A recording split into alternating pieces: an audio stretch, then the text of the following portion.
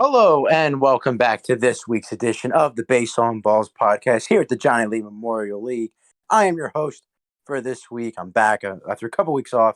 I'm John Height, joined alongside by Connor, Bracton, Hen, and Paul. We have a loaded group today, so a lot to talk about. I'll start with you, Bracton. How are you feeling this fine Sunday evening? Feeling good, feeling good. Got another win under my belt. Headed into a tough matchup against Jamie next week, but I'm feeling very optimistic about where the team's at. Connor, we'll go to you next. How are you doing? I'm thrilled. Obviously, this wasn't the points outcome I was looking for. I think everyone knew what the matchup outcome would be, but as a deadline preview, I've made some moves that I think will really help my team going forward. So, feeling good. Paul, how are you doing? Similar to Connor, I made some deals this week that we will get into. Didn't pull off the massive upset against Hen, but still going to fight for that 7 seed. And Hen, how are you doing? I'm doing well, John Height. Took a nice trip to the Pacific Northwest earlier this week. Had a fun time. Got a nice win, clinched the playoffs. Team's rolling. Doing well. That is good to hear. So let's get right into the matchups. We have a lot to talk about tonight. And we're going to start with two members of the pod for tonight's matchup. The Clearwater Beach Dogs took down Norfolk Tides in some big playoff implication matchup right here. 771 to 596. Paul, I'll let you go first. What did you think of this week's matchup? Just your thoughts overall. My pitching stinks. That's pretty clear. 248's not going to get it done. My hitting was decent, 348. Had a couple nice performances. Julio Rodriguez, Nico Horner, usual suspects. But it's tough to do anything against a really good team like Hen Dogs when you have -12 from Julio Teheran, -6 from Zach Eflin, and -5 from Taj Bradley.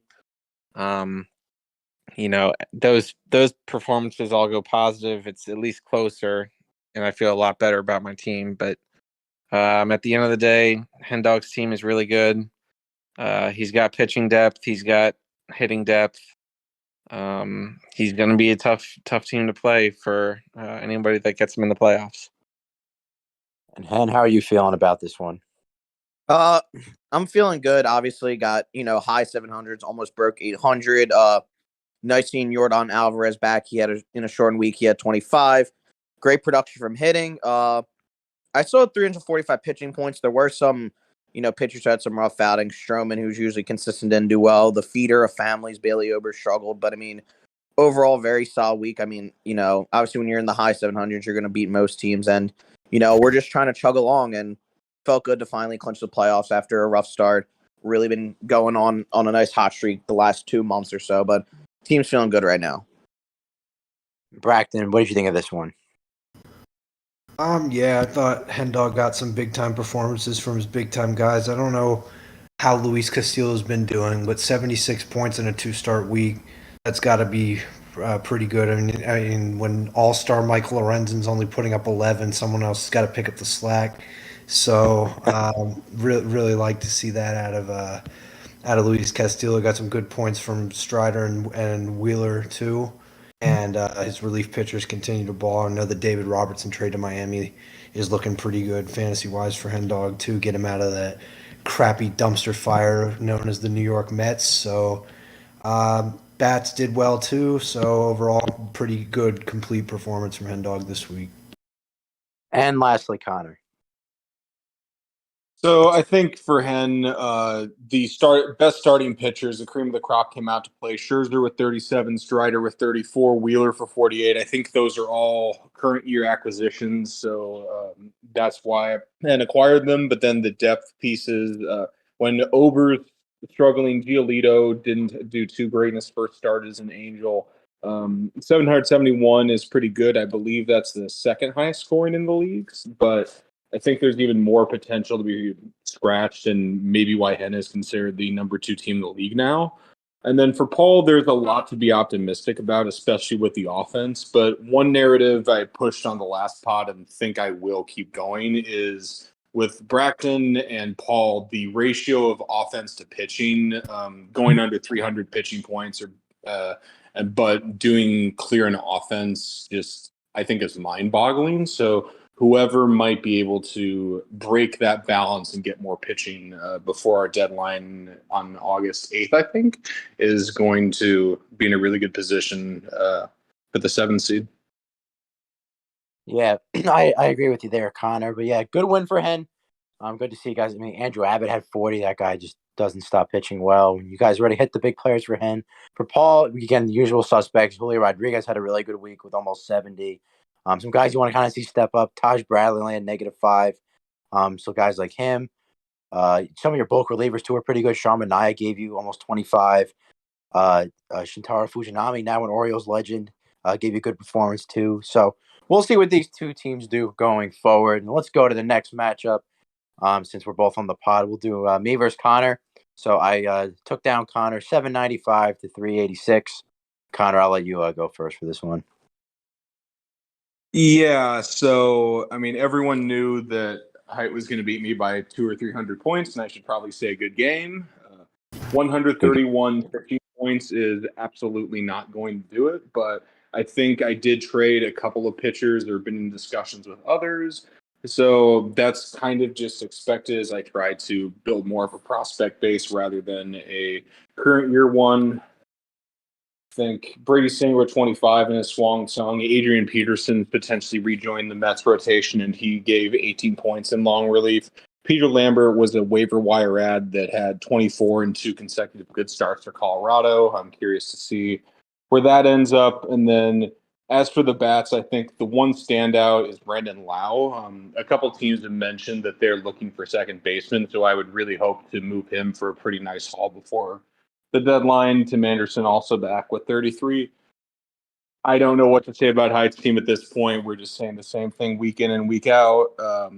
300 points from pitching is a little bit lower than John would hope for, but still definitely competitive. And then the bats are maybe the best in fantasy history. So convincing win for the Yard Goats, and hopefully it's a easy target practice for the weeks ahead for them. We'll go to Paul next. Yeah, so I'm sitting here looking, kind of trying to pick up on some trends and such. For John Height, it's interesting with Verlander, the trade talks that are going on, MLB life. Same thing with Blake Snell. It'll be interesting to see. We'll find out in 48 hours if either of them are different places or same place or whatever. But the bats, really played this week. 480. I think it's interesting that Ohtani scored more this week than he did in the extended period before. Obviously the complete game shutout combined with 2 home runs in a double header contributed a lot to that. As for Connor, looking at his team, it's interesting with the Mets trading Max Scherzer. It seems like David Peterson will get shifted back into the rotation, which ups his value a little bit.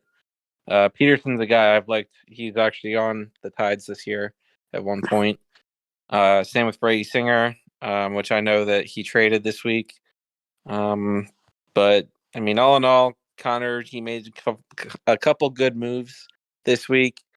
That'll help his team more so again in the future.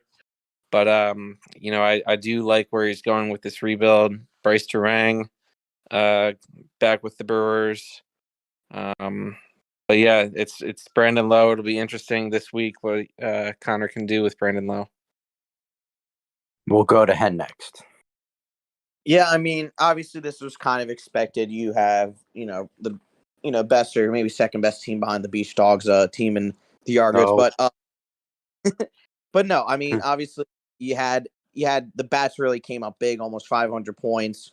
Ohtani had that huge week, that huge 2 games with the complete game shot on the 2 homers. Aaron Judge is back, which I know you're very happy about, John. Yeah. I mean, and then obviously Matt Olson was also still kicking it. Even despite that, there's some players with some kind of more abnormal performances. I mean, JT Realmuto, that entire Phillies team's really been struggling. to get things going. He had only 13. Same thing really for Castellanos. You didn't really play them much though. Mookie Betts only 26 points. I know you traded Xander Bogaerts, but he only, so. And then for pitching, obviously, it's just kind of same situation. Blake Snell, really interested. I mean, will he keep his form if he does go to a new team, or could he potentially just cement like a Cy Young caliber season? Because really, there's no real front runner in that NL right now. And then Verlander seems to be kind of starting to find his groove once again. A 60-point week from him. And we'll go to Bracken last. Yeah, everybody's hit on pretty much everything I was going to say, except Connor has more pieces to move than Brandon Lau. I think Tim Anderson's value is starting to come up a little bit. He hit his first home run of the year, I believe, this past week, and had 33, and he's a prime trade candidate going on. So maybe he gets moved in the next 48 hours to a more attractive destination. That gives Connor some more trade value. He got rid of Anthony Rizzo to me, which we'll talk about in a little bit. But, I mean, Cutter Crawford, ever since I dealt him to Connor, he's been nothing but a dog. I mean, he got another 31 points this week for Connor. And there are definitely some other pitchers he has that definitely have some value. So it'll be interesting to see what Connor does at the deadline. But this was definitely a good week for his rebuilding, in my opinion. And I'll just say for my team, I mean, based off previous weeks, I mean, honestly, this was kind of somewhat a down week. And mentioned I had some guys outside of Ohtani, and Olsen and a couple other guys just didn't really produce. Mookie Betts got hurt. Great to get Judge back. I'm going to get Fried back this week as well. But the big thing was pitching. I got a really bad performance out of Framber Valdez, gave me -15. That was kind of part of it. I got a couple of relievers, gave me negatives too. My relief pitching, which Cody kind of talked about last week, was a kind of an underrated part of the team, I think. There's not a lot of opportunities for them. Like Felix Bautista only had 1 inning of work. Presley got hit around a little bit this week. Same thing with Seawald. So I think that was kind of a part of everything. I usually expect to score at least 800. And before that, it was around 900, honestly. So I think the team going forward should be good. Again, excited for Judge. But in terms of Connor, he has a couple of guys definitely with some value. I mean, Brandon Lowe was killing me every day. I just saw, straight up 20 pieces from one dude, and it was Brandon Lowe. Alejandro Kirk, even though we benched him, he had a really good day. I think it was Saturday. So that's maybe another candidate because I know he's got the Contreras platoon and everything. But, a lot to look forward to for both squads. Let's go to the next matchup. Let's go to the Larks. Took down the Flying Squirrels. 587 to 502, and Bracken, you can go first. Yeah, certainly some good things to see. My Alex Bregman trade looks to be pretty good. He had 54 points this week, played really well. I think he was my highest scoring bat. Yeah, he was. Luis Robert had another good week. Ellie De La Cruz and Anthony Volpe seemed to be out of their little slumps, I guess, fantasy-wise at least. I mean, given that they combined for under 10 points last week combined, but and now this week it's closer to 80. I feel really good about that, despite the fact that I actually lost to Scott in batting this week. He beat me 375 to 322 when it came to that. I still like where my bats were at this week a little bit. Pitching, 265, not great. Terry Skubal had a rough second start. Just Matt Gore got a little messed up by the Mets a little bit. Dane Dunning got kind of just lit up. Dylan Cease got lit up too. Some of these guys didn't have great weeks, but luckily I wasn't playing somebody like Cody or John Haidt or Hen Dog or anything where it really came back to bite me. But we'll see what happens against Jamie. But I'm very, very optimistic about that one. I've had it circled on the calendar for a little while here, so we'll really see what my guys are made of here, because this is something I view next week's matchup as a playoff game in my mind. So we'll see how that goes. If I can hang with Jamie, I feel like I can hang with anybody here, and playoffs could be in sight if I am able to pull that one out. So we'll see. Paul, we'll go to you. Yeah, I'm kind of looking at Bracken's team, and it seems a little bit similar to my performance this week. The bats played pretty well. but the arms kind of were lagging a little bit behind. And as Braxton alluded to, it's a bad second start, or not bad, but just a below average second start from Tariq Skubal. Not what you expect from a Mackenzie Gore. Dylan Cease, only 2 points. So it's guys that typically are better, but just not for this week.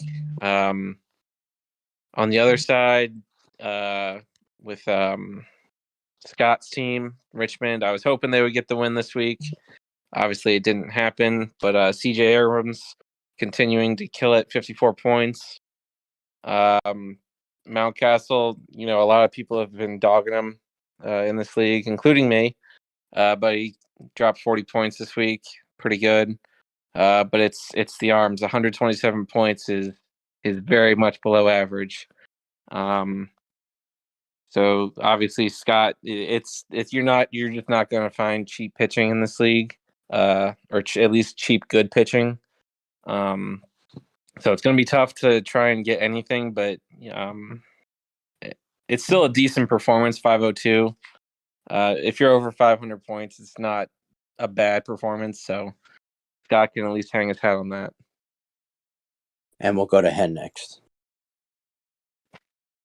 Yeah, I mean, congrats, Bracton, on the win. I know these next few weeks are huge for you, Paul, and Smell, and it'll be interesting to see how this develops. But I want to go Scott's team first. I mean, 375 points from your bats is very impressive. I mean, if you're getting around that, if you get competent pitching, you're going to win most weeks. But I mean, just looking at some of these bats that he had, CJ Abrams, who's really been kind of turning it around, had an amazing monster week, had 54 points. He's been one of the better bats, especially in the past month or so. So maybe if Scott's feeling a little frisky, he can get a lot for him, but I'm not sure. I assume he'd like to keep him. Tristan Casas, once again, a nice solid week from him. Sal Frelick had a nice little outing. Ryan Mountcastle, like Paul said, people are dogging him, but 40 points is nothing to scoff at. I mean, he just got solid production all around, but it really came down to his arms. Only 8 starts, still not hitting that 12-star threshold, which I get. Pitching isn't cheap, and especially when a lot of the higher end starters are taken and you're trying to salvage through waiver wires or just smart trades, you're not going to meet the star threshold. But only 127 pitching points isn't enough. But then going to Bracton, he got some good pitching performances. Giovanni Gallegos with 35, Kyle Finnegan with 24, Tariq Skubal had 45 2-star week, JP France had a nice outing, Bryce Elder, who, even though I'm not a big fan of him, 33 points, you can't deny the production. And then from his bats, Luis Robert had a great week. So Christopher Morel, Ellie De La Cruz really turned around, and the Alex Bregman trades bringing in good returns, at least early on. And Connor. Yeah, I think first props to Scott. Before the season, this had a different owner. It was clearly the most bungled roster in the league, and Scott has done a great job of being patient the last couple of weeks, really putting up some good performances. And then for Bracton, the Bregman trade's paying off. Tariq Skubal looked terrific in his time back, but I keep coming back to it. Under 300 points for pitching for a playoff contending team is definitely going to be a need at the deadline. Patrick Sandoval with 18, still kind of waiting for him to pick it up a little bit. Mackenzie Gore with another rough start. Dane Dunning, I think there are questions now on what the rotation is going to look like for the Rangers. So pitching is a little bit rough. Luis Robert with 42 is exactly what Bracton was looking for when he acquired him. Anthony Volpe back with 30. So overall, I think a good win, but there are definitely things to improve on before the 2 playoff matchups upcoming in the next 3 weeks or so. Yeah, definitely. Good win for the Larks to keep the train rolling. We'll see what happens this week against Jamie. Let's go to the next matchup. I probably should have brought this up earlier. I just like to do people who are on the pod first, but the Nashville Sounds and Tita took down the mighty Rocky Mountain Vibes, 633 to 556. Good win for the Tita man. And we'll start with you, Paul. What did you think of this one? So just briefly looking at it, and maybe I'm wrong and somebody can correct me, it doesn't seem like Bry did his usual streaming every day. I mean, I see that he added a few guys over the course of the week that just didn't end up pitching, like the usual suspects for him: Kyle Kelly, Jake Junis, Santos. So maybe he tried, and it finally, 17 weeks later, it's finally kind of bit him that he didn't get his typical production out of those type of guys. But I mean, overall, a good win for Tita's team. It's the 300 levels, and he was 4 points shy of 300 points from his pitching.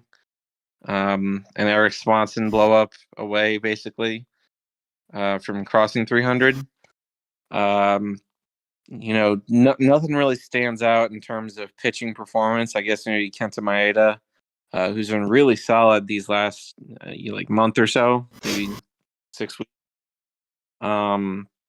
As for Tita's bats, Schwarber 36, McMahon 35, Whit Merrifield 72 points. I'm pretty sure he got Whit Merrifield for a worst or something. So he's an older guy, but clearly a guy that is going to help Tita come September and come the playoffs. But as for Bry, he also had good performances out of his bats. It's a tough week when you outscore your opponent by almost 60 points in the bats and you still lose. But it's what happens. It's we're getting towards the end of the season, and you're playing teams that have the bats that you have and better, and they have the arms that you have and better. And when you get into the playoffs, you're not going to be facing the 2-3 win teams that are rebuilding. It's go time, and this is the week that you got to see, okay, my pitching isn't going to be good enough. Let me go get a guy. And the prices might be a little bit higher at this time of the year, but is what it is. If you want to win, if you want to knock off John Haidt and Cody and Hen Dog, that's what you got to do. Definitely. Connor, you're up next. I think it's kind of a shock that Bry's team backfired in the pitching department, 162 points. And recently, I think we have seen the Vibes make some deals for pitching that we'll talk about later to correct this. But Justin Steele with 28, still good. Joe Musgrove with 34. Javier had a nice bounce back start with 9 strikeouts, which certainly helps. But there were some smart streams. Mike Talkman with 19. Mike Moustakas with 15. Those add up really quick. And then for Tita, the older folks get it. I traded Merrifield to Tita for, I believe, Dre Jameson and worst. So that's looking really good for him at this point. Ryan McMahon with 35, not as old, but multi-position for a weak second base and third base. JD Martinez looking okay. I know he's had a couple injuries this week. So, I think this is a nice bounce back for Tita after a couple rougher weeks. And then for the Vibes, it's been a very up and down year. So it'll be very interesting to see how the GM there plays the deadline. And Bracton? I thought Tita was really bold this week. We're going to talk about a lot of his deals that he made. But I think overall, he took some risks, man. When he saw that, I think this was a closer game, or Bry was winning at some point earlier in the week, and Tita decided he was going to pick up Joey Wentz, and Joey Wentz got him 27 points, and I was just like, wow, like this guy, that was a risk to me. Like, that was a major risk, and that paid off for him. Maybe it wasn't necessarily the biggest difference in the game, but I think it was definitely a turning point. And as somebody mentioned, I think it was Paul, that Bryce Streaming caught up to him this week. Minus 14 from Justin Lawrence, minus 10 from JoJo Romero. Not as big of performances from Payamps as I think that's how you pronounce his name. He only got 7 points against Tita this week. Against me, he had like 40. So like, where was this last week for me here? But and all in all, congrats to Tita. He was bold. He made a lot of deals. I think he called up. Correct me if I'm wrong. I think he called up Edward Julian this week. Julian's been playing really well in his minor leagues, but he called him up and contributed a little bit this week. 8 points, but somebody definitely to watch going forward. And then some big performances from Merrifield, and Ryan McMahon, and Schwarber. So Tita's deals are paying off, and I want to give him some credit too. He's had a really rough schedule the last couple weeks, and getting this win for him is really big. So congrats to him. And Hen. Yeah. So, I mean, shout out Tita. Obviously, like everyone's mentioned, he's kind of had a bit rough, especially a lot of schedule, just who he's played. He's been playing a lot of good teams. He's been going through the meat grinder. Shout out Whit Merrifield, 72 points. I know he's already been shout out before, but I mean, 13 of 28. That's very good. Looking over some of the other guys, Schwarber had a very weird week. I mean, he had 36 points, but got walked 11 times. I remember, like, 'cause I was obviously a Phillies fan, so I found this weird stat that, like, he was, like, one of the first people ever to, like, hit a homer, get walked multiple times, and get an extra base hit, and, like, be the sole responder for his RBIs. But good week from him, even though, the traditional stats wouldn't really reflect that. And then, but, he got a lot of done out of his pitching. Kenta, 44 points in a 2-star week. Nick Pivetta, who we tried trading for last week to get the win over Cody, I believe it was, got him 27 this week, which was big in the win. Drew Smiley, 26. Carlos Estevez in the bullpen, 24. I know he might be potentially shopping him, but and then looking over towards Bry, a lot of you guys mentioned it. His streaming didn't work out, but also just his usual guys that he was relying upon, especially in the pitching department, really struggled. I mean, Logan Allen had 9 points in a 2-star week. He's been pretty solid this season. Jack Flaherty's always been up and down, but he only had 7. Jesus Luzardo, who's been really consistent, only 2. Same with Joe Ryan. Tyler Wells, who actually just got sent down, -8. And then he didn't get a whole lot of help from his stream. I mean, 162 points from your pitching. You're just not going to win weeks against good teams doing that. Yeah, so great win by Tita. One thing I'll say for Bry's team is Christian Javier actually had a good start. Funny enough, as bad as his pitching was this week, Javier game of 31, so maybe he's back. But you talk about Flaherty. I think Joe Ryan as well had a pretty rough start. Yeah, he only had 2 points. But Hen's favorite player, Joe Musgrove, with 34 again. So Yeah, guy putting up Cy Young numbers as he went to the Rocky Mountains. But yeah, big shout out to Tita.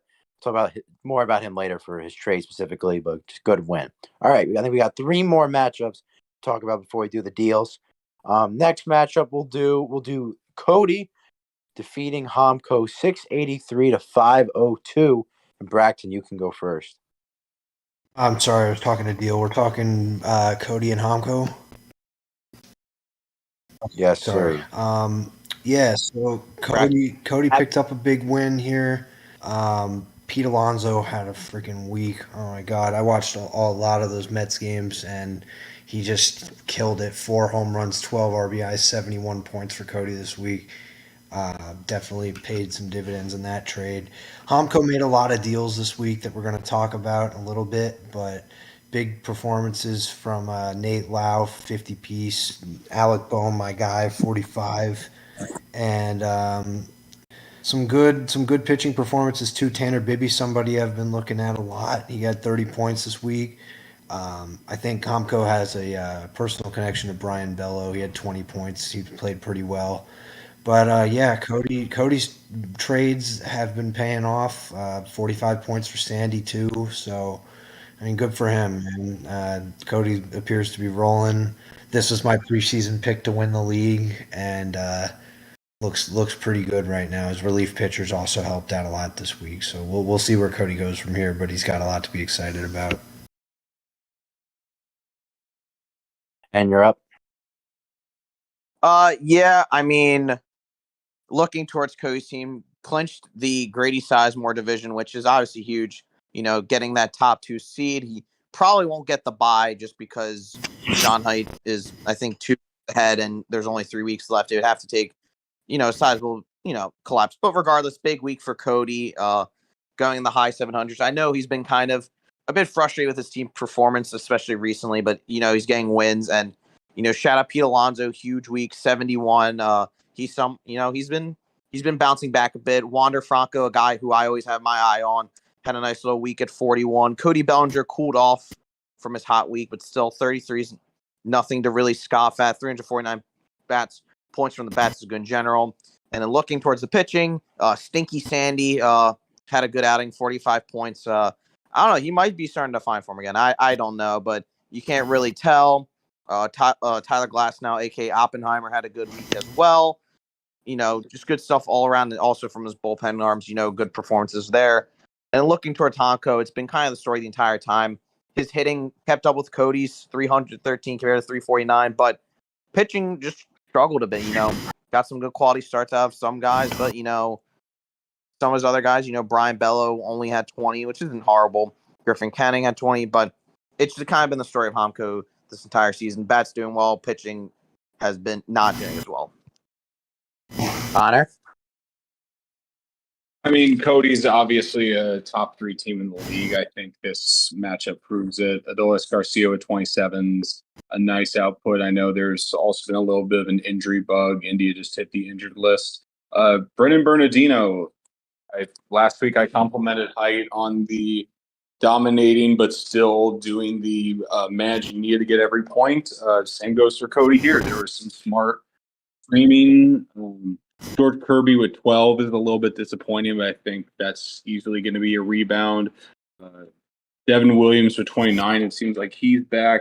And then for Honko, I think this is a really important performance for his team. I'm pretty sure there are a lot of injuries. Louis Varland was taking up a roster spot that wasn't producing, and now he has a little bit more flexibility there with a trade that we'll hopefully discuss. But 500 points when there's an overflow of injuries and the team is skewed towards the bats, I think the league has to be on watch for what the Can Ballers do next year for a potential playoff run. And Paul. So I feel like I've seen it now for all of the bottom of the standings teams. They're all scoring at least 300 points with their bats. So it further highlights that this is a pitching league.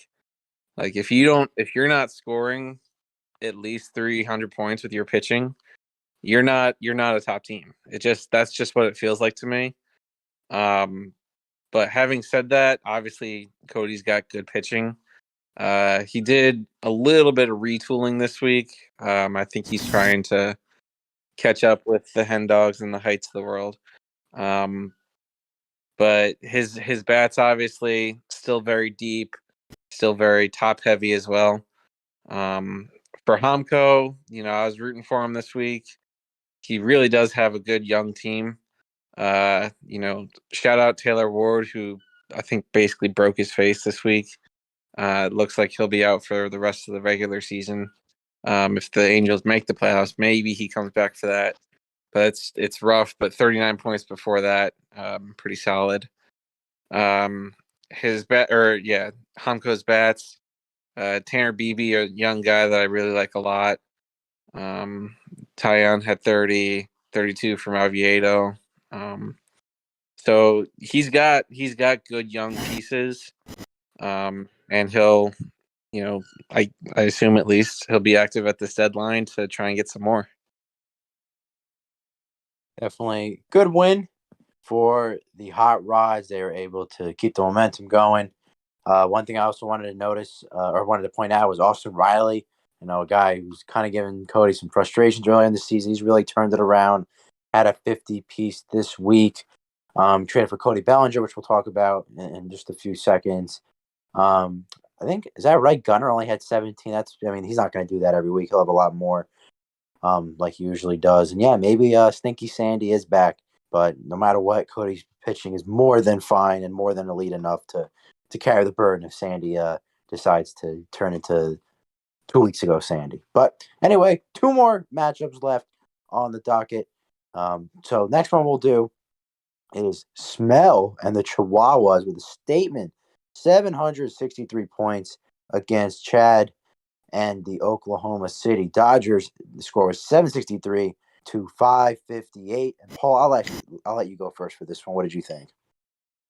408 points 406 points from Smells bats. Just an absolutely crazy number. But that's what happens when you drop 763 out of the sky. But even on top of that, 357 from the arms. Just really solid production. A good bullpen week. Kimbrel, Fairbanks, and Scott Barlow make up his bullpen. Pretty good. Two of those teams definitely in playoff contention with the Rays and the Phillies. But it doesn't stop there because his arms really played well this week. Graham Ashcraft, 48 points. Freddie Peralta struck out 13 guys this week in his start. 46 points, huge start. So things are really going well for Smell. And, obviously with me and Bracton, he's right in the thick of the race for that 7 seed.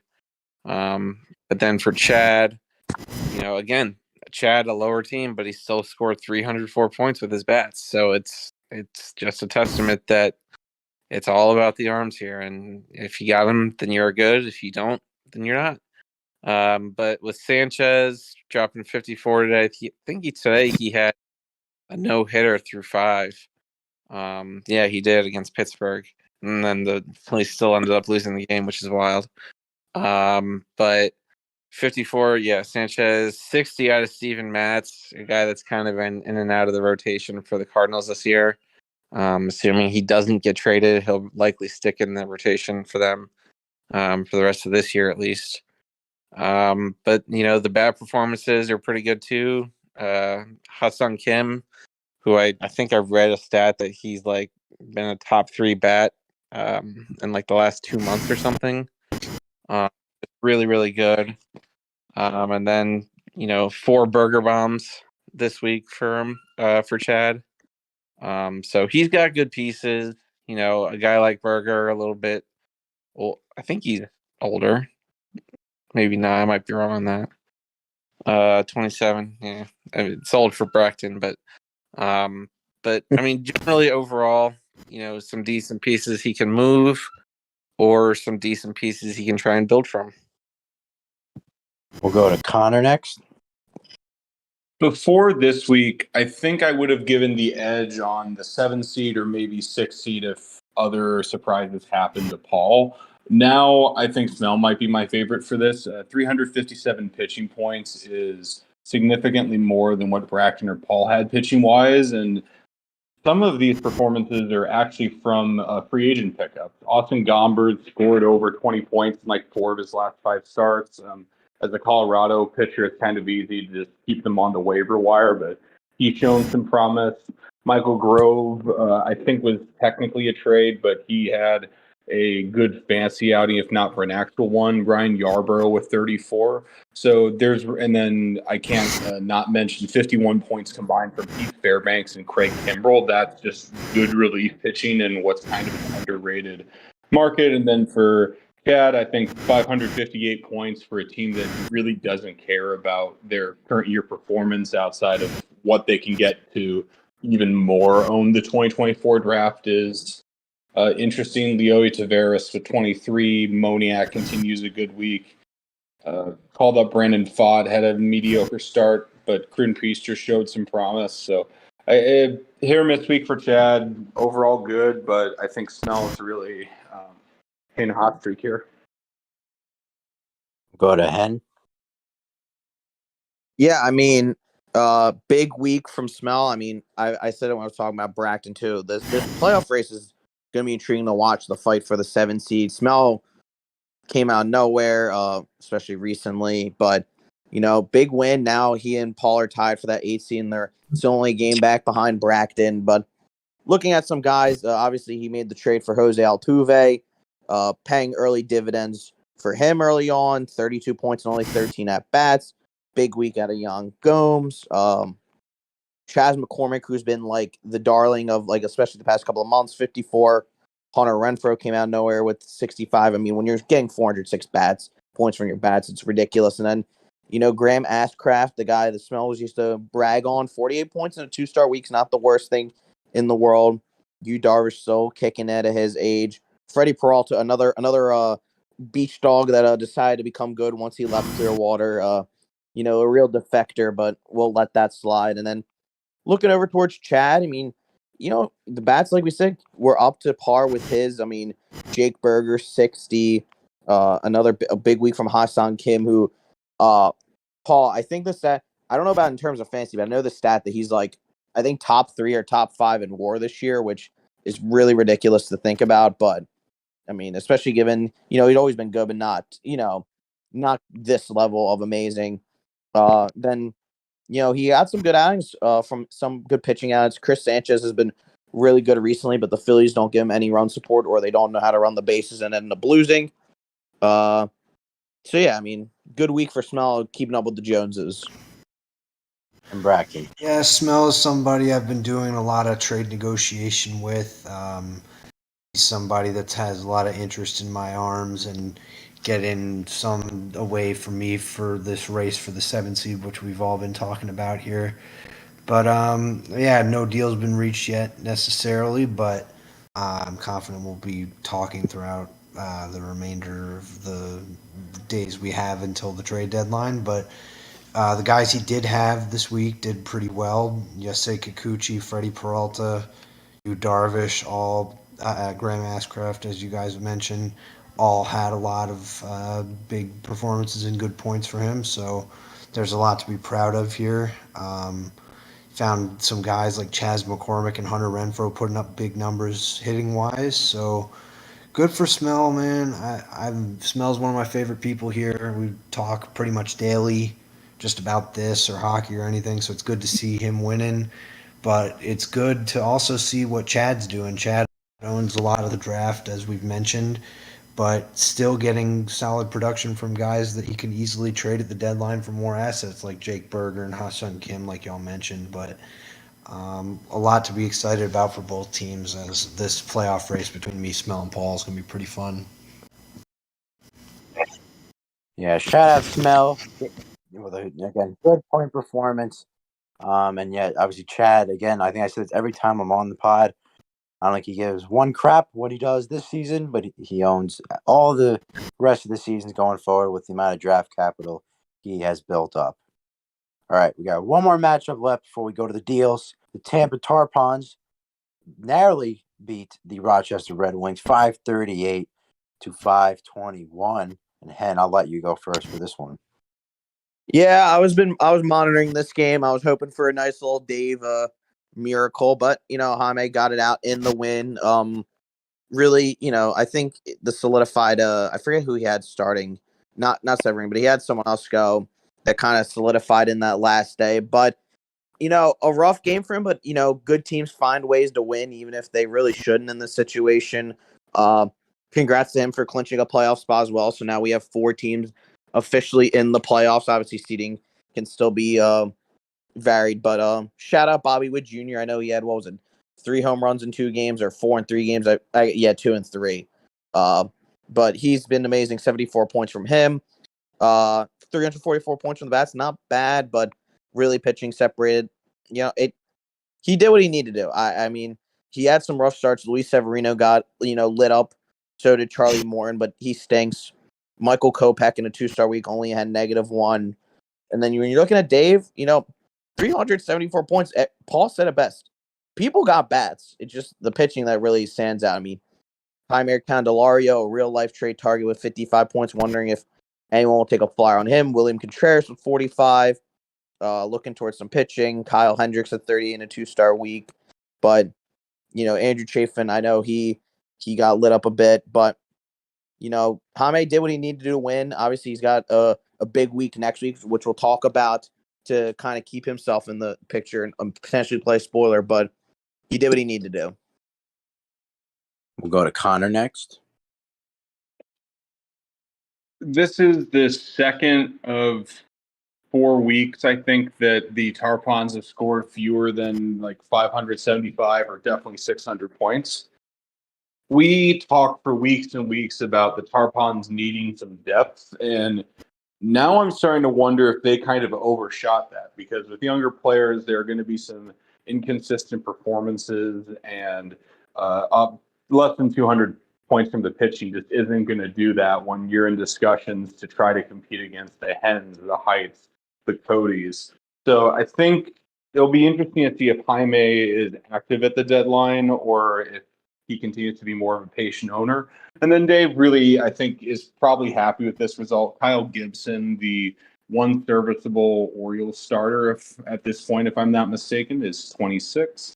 Kyle Hendricks for 38. I think he got him from the Tides relatively cheap, and he could double that return at the deadline.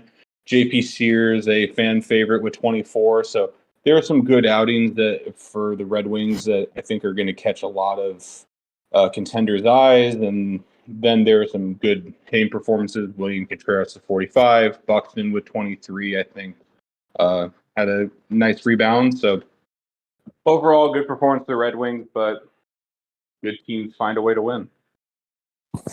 And Bracton? Echoing a lot of what's been said, it would have been really cool to see Dave pull off the upset of Cody and Jamie in the same year. As a rebuilding team, he had some good performances from some of his youth here. Like Riley Green had 44 points. My best friend Spencer Torkelson had 27. Josh Jung, my other friend, had 27. Like, there are some guys that Dave has that are really good and should attract interest across the league come deadline season if he decides to go a more prospect route as opposed to young players. So I'll definitely be monitoring him. But Jamie just got big time performances from his big time bats. I mean, we've been talking about pitching this whole time. He only got 194 from his pitching and 344 from his bats. Jamie actually lost to Dave in batting by about 30 points. So this is just a weird week for him. I think he's going to bounce back against me next week. I think he'll put up a better number and still lose because I'm not going to bet against myself here. I think I'm going to win, but we'll talk about that more later. But it's going to be a lot of fun for sure. But good narrowly escaping win for Jamie this week. And Paul. So Bracton glossed over it, I think, a little bit, but I think it's the biggest point of this whole week in terms of this matchup. Dave outscored Jaime by 30 points with the bats. And we all know kind of that Jaime's calling card, his bread and butter this year, has been his bats. And the fact that he only throws up 344 and loses by 30 to Dave, I think, is pretty remarkable. His arms then did end up having to save him, which is ironic because we all know that his arms are the weakness, but they did do enough to pull out a win for him. But I think Jaime picked a good week to have a down week. And that's what I'll call this for him, is just a down week. Because I think we all kind of expect his team to be better than this. And I think it will be better. But it's better to have this type of week now than in 3 or 4 weeks from now. But as for Dave, I'll just echo what Bracton and everybody else said. He's got good pieces. He's got older pieces, like a Kyle Hendricks, like a Kyle Gibson, that I'm sure if he wanted to move those guys, he could get, some pretty decent prospects. But the question is, does he want to move those guys? Because at the end of the day, Kyle Hendricks is 33? Yeah, 33. I mean, he'll play baseball next year. So if you're trying to win next year, Kyle Hendricks is a good pitcher, and pitching is key in this league. So it'll be interesting to see what Dave does. It'll be interesting to see if Jaime has another move or two in him to try and maybe bolster some depth or maybe bolster that pitching staff. Yeah, I mean, we say this every week. Good teams find a way to win. Obviously, I think this was far from what Jamie was expecting for this week, but he got the dub. That's all that matters. And again, Dave so close to knocking off both Cody and Jamie in the same week, but the Tarpons move on. So now we've covered all of the matchups from week 16 here at the Johnny Lee Memorial League. So now it's time for the best part of the pod and probably the league, the deals. And there were a lot of them for this week. So I've been trying to figure out what's the best way to handle for this week. So I think we'll go through all of the deals from everyone on the pod, And then I'm just going to mention a couple that I thought were super, super big. If you guys feel like there's any other ones I missed too, feel free to shout them out. But I think we should start. I think the week started technically on the 24th. I'm going to start with the 25th. Cody, this trade involved no one on the pod, but I just wanted to bring this up first. Cody acquired Cody Bellinger. Tita gets Jared Kalenic, Trey Sweeney, and Caden Dana. And Paul, I'll let you go first. What did you think of this one? It's noted that I'm not a big Cody Bellinger fan. I'm well aware that Cody is a big Bellinger fan, partially or probably largely because he's on the Cubs. But Cody Bellinger's been a really good bat these last few weeks, especially.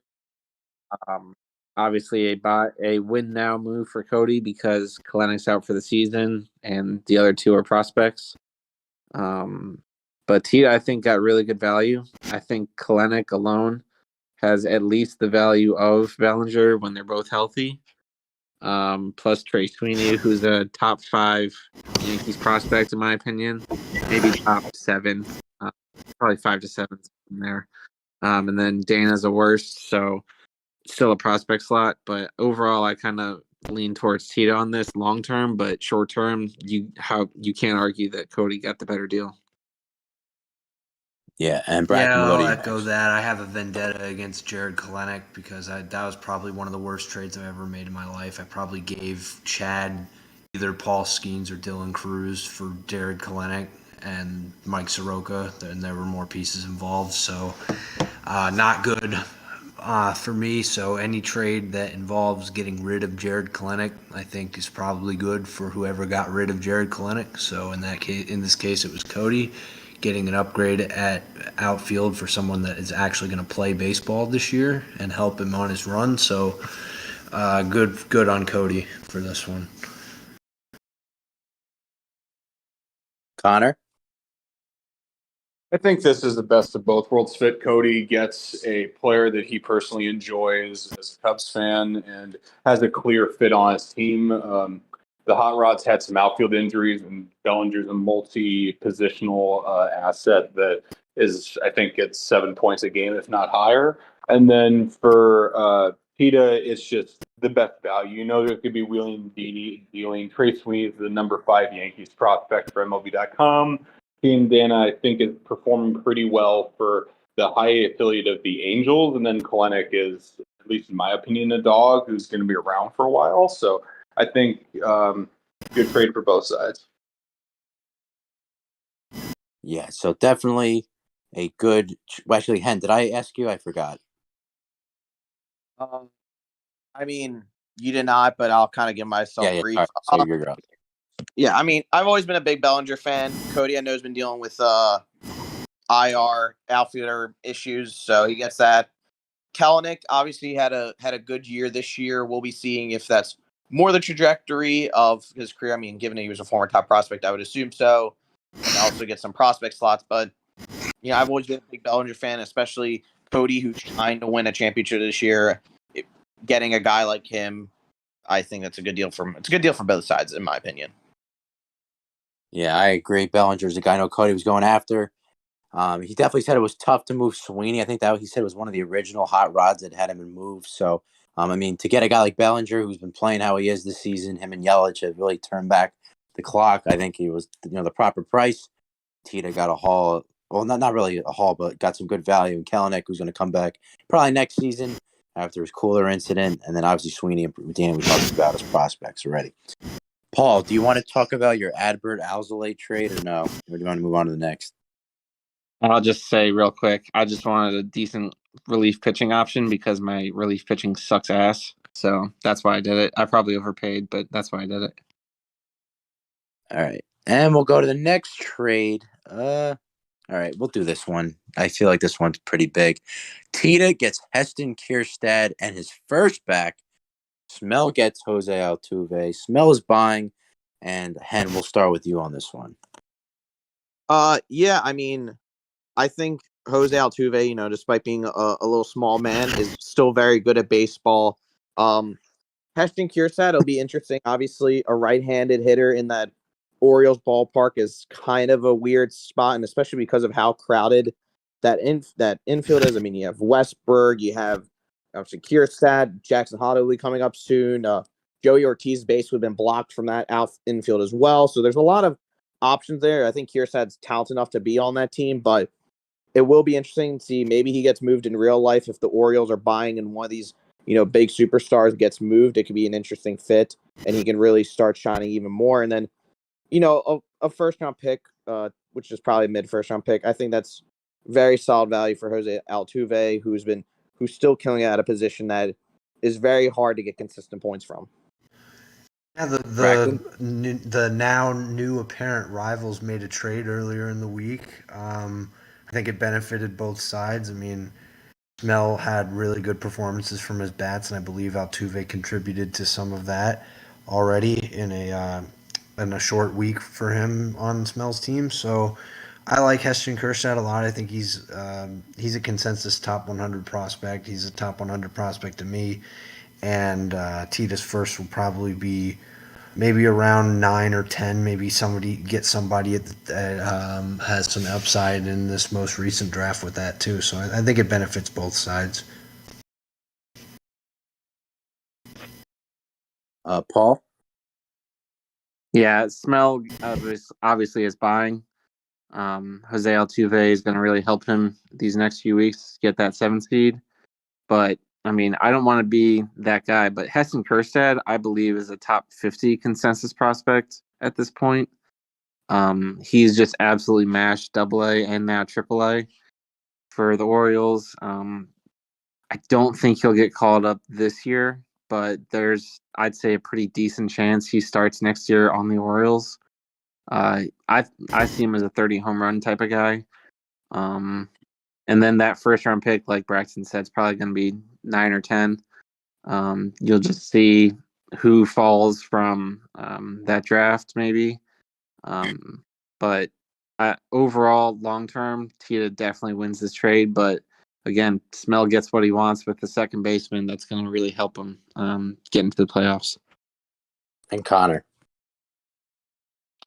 I think Heston Kjerstad, I mean, if I'm not mistaken, he had a year or two off due to health issues or something. And the Orioles, for all of their hitting talent, is a little bit light on outfielders. Cowser hasn't really performed too well on his initial cup of coffee. Santander is now starting to get a little bit close to 30 and maybe play first base a bit. So I think there is an opportunity for his value to skyrocket. But Smell, I mean, gets a second baseman in a weak position who's performed for years and years. So I think, again, great value for Tita, but the move makes sense for the Chihuahuas. Let's move on to the next trade. Wow, Paul, you were pretty busy this week. I forgot you did this one. You traded Kodai Senga to Smell. You got back Kobe Mayo, Roman Anthony, Brandon Williamson, and your own second, but 24 back. I'll let you go first. So Kobe Mayo for me has just, again, kind of like Kjerstad, has really exploded this year at AAA, killing it at AAA. I think he plays first base and when he gets to the bigs. Just the guy that I really like, and I'm probably a little bit biased towards, but a guy I really like, Roman Anthony, a guy that's 19 years old, been shooting up the list this year.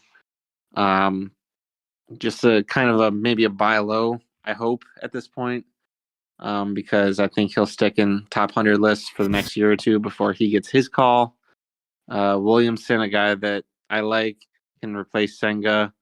I am worried about him getting replaced in the rotation if the Reds make a move.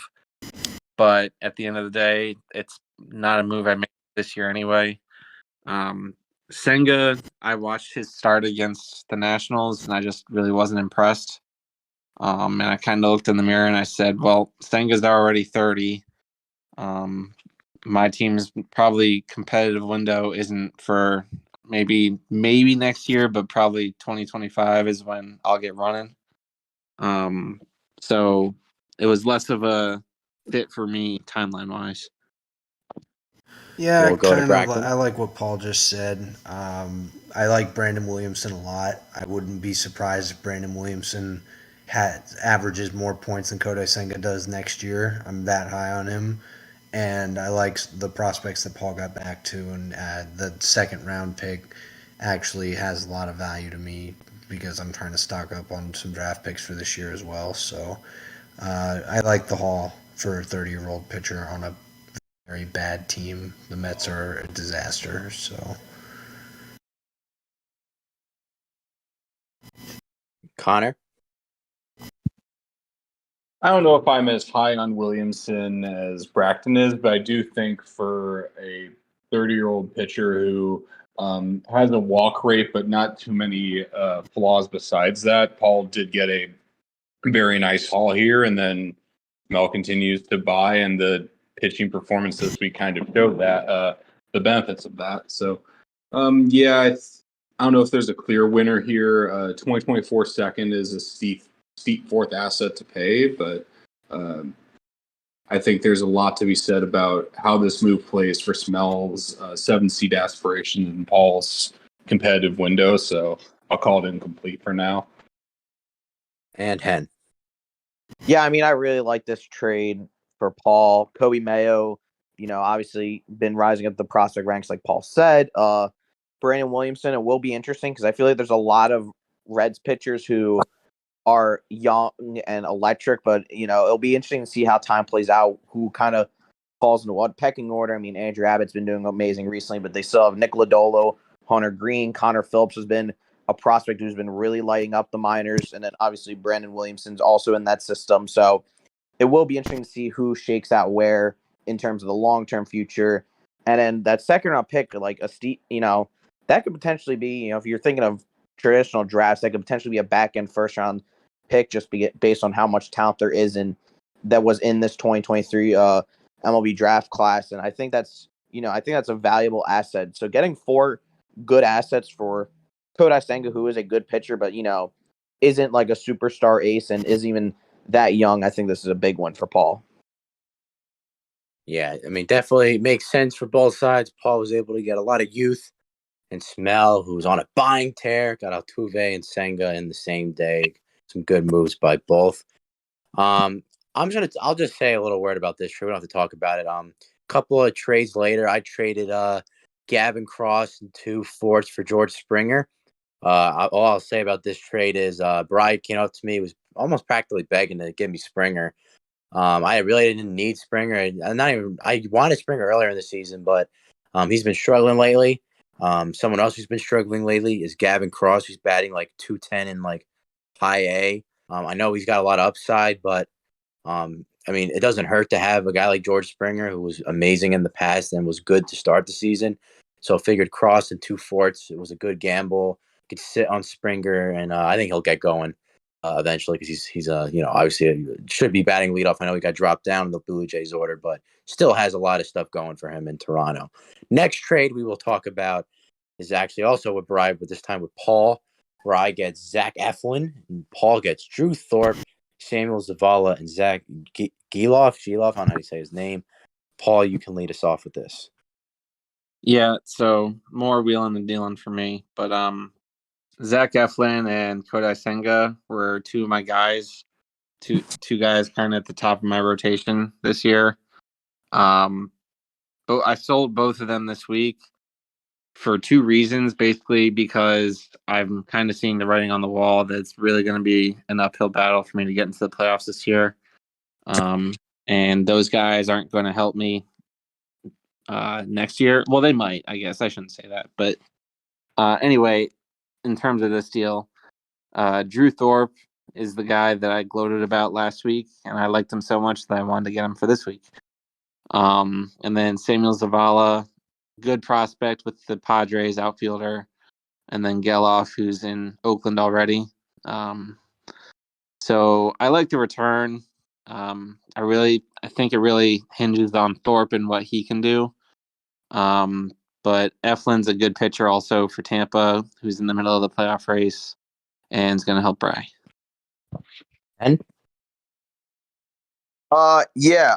Obviously Bry was trying to buy pitchers, he kind of offered me a similar package, maybe more for Lucas Giolito recently, which I mean, I don't know. I guess I'll give that insider information. I know Zach Geloff was one of the main pieces, but Eflin's a very interesting guy. Obviously, the Rays are good, and he's been very solid this year, which is a bit disappointing as a Phillies fan, and he was kind of put on the back burner. But, we say pitching's king. The price, I think he paid a fair price for a solid arm. Obviously not an ace or a superstar, but a guy who can, will get you low 20s. Maybe he'll burst out for a 45, 46 point game, which he had a couple of starts ago.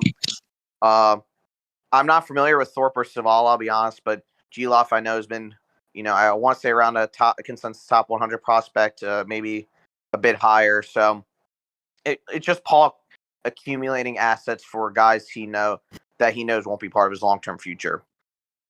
And Connor. A couple months ago, I acquired Drew Thorpe in a deal for Alex Bregman. Cody kind of described him as a lottery ticket, and now Thorpe is absolutely killing it in high A, and Zabal is kind of the same thing. I think currently in A ball, he has like a 420 on base or something. So Paul is strategically getting some very, I would say, high-end assets that are on the rise. And Eflin is a pitcher for the Rays that is going to put up some stats. I think Bryce shuffling the pitchers around, trying to find that ideal mix. So I do really love the return here for Paul, but I could see the upside in Gain Eflin, especially in the context of future moves that could happen next week. Yeah. Actually, Bry had told me that he was looking at doing this, and I actually told him that if I were him, I wouldn't do it because I'm a very big Zach Geloff fan, and Bry ultimately decided against that. But because of that, I really like the deal for Paul. I think Thorpe and Zavala are also two solid prospects, but Geloff is obviously the big get here, so good on Paul, I think. Yeah, I mean, Geloff being obviously, I mean, ace prospects. Actually, I mean, we've seen what ace prospects in the past have turned into. Getting him, I love Drew Thorpe. I'm not just saying that as a Yankees bias. He's been phenomenal lately in the minors. You talk about Zavala as well. So interesting for both sides. Zach Eflin, like you mentioned, though, Tampa pitcher, the pitching lab. Whether that means good or for bad, he'll still get some good production down the stretch. Next trade involved Connor. So Connor finally traded Brady Singer away, albeit not to a contender, which I kind of thought he was going to do. But Connor traded Brady Singer for Davision, De Los Santos, Ben Joyce, and Walter Ford. Connor, walk us through it. So Brady Singer, I bought a little bit low. I think the timeline was that Paul traded him to Bry. Bry had him for one start, and then Bry needed the roster space. So I got him for Luis Serna in a 25-second. And Singer had a hot stretch, and I knew I probably wasn't going to get top 100, but I was kind of hoping for some under the radar prospects that still have a little bit of hype. Davision De Los Santos is in the Diamondback system and had a phenomenal 2022, a little bit cooler here. Tomko is aware that I've been going after Ben Joyce for a while. Closing has probably been the least consistent portion of my season. So getting someone who has a clear path to be a closer on a team for 8+ years is ridiculous. And then Walter Ford is a high-end guy in the Seattle organization. So I think the rumors Singer gets traded to the Dodgers. If that happens, his value shoots up immediately, and he could be a top 150 fantasy asset. But for now, given the team he's on and what some of the history is, I'm very happy with that return. Paul? Yeah, I mean, he kind of nailed it. I'm surprised. Well, I'm not surprised because I like Brady Singer a lot, but those three prospects I kind of value at least somewhat well. Devy's a guy I've asked around about before. Ben Joyce has that crazy heater. So I think Connor did pretty well, but at the same time, pitching is king around here, and Brady Singer's been pretty good these last few starts. So I kind of like it both sides. Yeah, I don't have much else to add Braxton? on it. I like the haul for Connor though. Getting 3 assets for anybody, regardless of position, I think is something good. So And Hen. Yeah, I'll actually add something new, and this is actually very interesting. Brady Singer has now joined his 8th team in this season alone. So, actually, well, yeah. So he started on my team, went to Paul, went to Cody, Tita, Dave. Paul got back to him, Bry, and then yeah, Connor, and then Homko. So very interesting. I mean, obviously, if you're looking at what he's projected earlier this year, is a guy who young pitcher who had a lot of upside, but just really couldn't get it going early on. Got moved around a lot. I could envision Connor at least holding on him, or Homko holding on to him at least for the end of this year, just trying to get a pitcher who can get him at good outings, every once in a while and see evaluate his options in the offseason. But yeah, very interesting that half the league has owned Brady Singer in this, season alone. Yeah, I'm pretty sure I had him in the preseason too. So I kind of wish I was a part of the regular season Brady Singer, I guess, trade partnership, whatever that was. Next trade we'll do. All right. Well, we'll go straight to this one just because this involves a member of the pod. Cody gets Reed Detmers, Carson Williams, and Jordan Beck. Paul gets Pablo Lopez. Paul, how do you feel about Pablo? Obviously, I feel pretty highly and pretty strongly. This was a tough trade. Cody's always a good negotiator. Reed Detmers is the guy that I traded for a month or two ago. I do really like Reed Detmers a lot. I think his potential is really high. But he kind of needs to find that consistency, and he just hasn't found it yet. Now that he's with Cody, I'm sure he'll find it right away. But Carson Williams is a top 25 prospect, really, really good for Tampa. Him and Junior Caminero are going to be a force to be reckoned with if they both stay in Tampa. And Jordan Beck is a Colorado outfielder. They have Yanquiel Fernandez and Benny Montgomery as well. They're both pretty well rated, and I have both of those guys. So I could afford to lose one. I offered up Beck at the last minute to try and seal the deal, and it worked. And in terms of who I actually got, Pablo Lopez, why I ended up doing this trade was pretty simple. He's a 27-year-old pitcher, and if you look at his track record for the last couple years, he's steadily a 20-point plus per game pitcher, which is what I kind of really need because I have a lot of young guys that are going to start coming up here in the next year or so.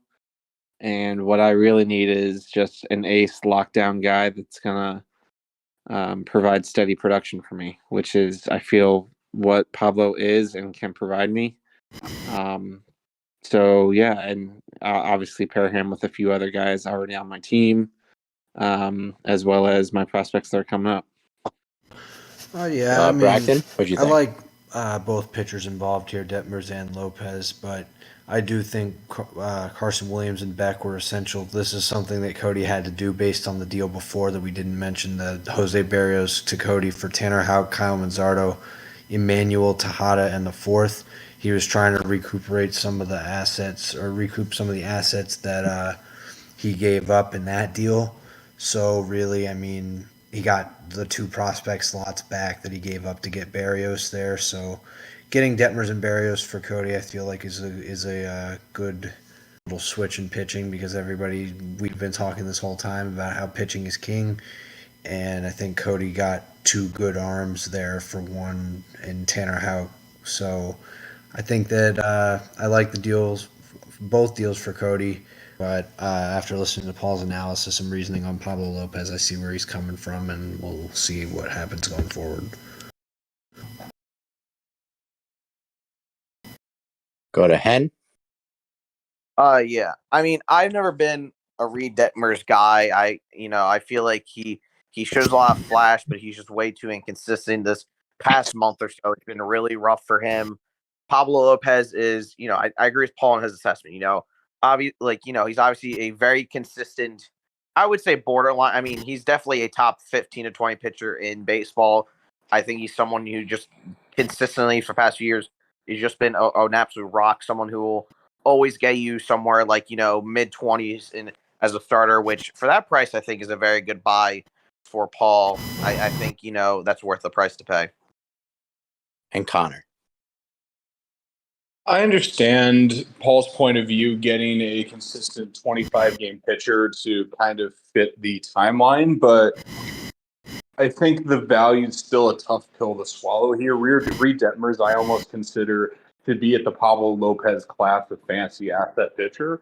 3 years younger, shown some tremendous upside.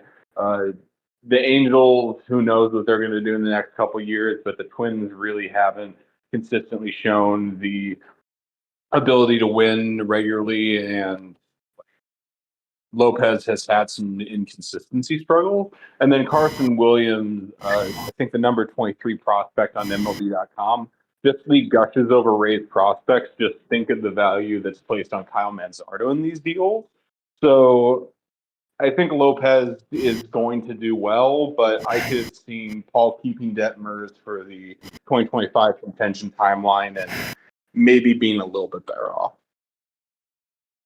Yeah, definitely interesting trade. Paul getting Pablo Lopez. He just threw, I think, a complete game a couple weeks ago, so maybe he can replicate one more of those for the Tides. And Cody obviously gets a good haul for Lopez to recuperate. Like Brack mentioned, I didn't get to mention. I accidentally skipped over it, but pretty straightforward though. Trading Barrios getting Barrios and trading away a lot. Got a lot of it back in this deal alone. Next trade we will head to involves me and Paul.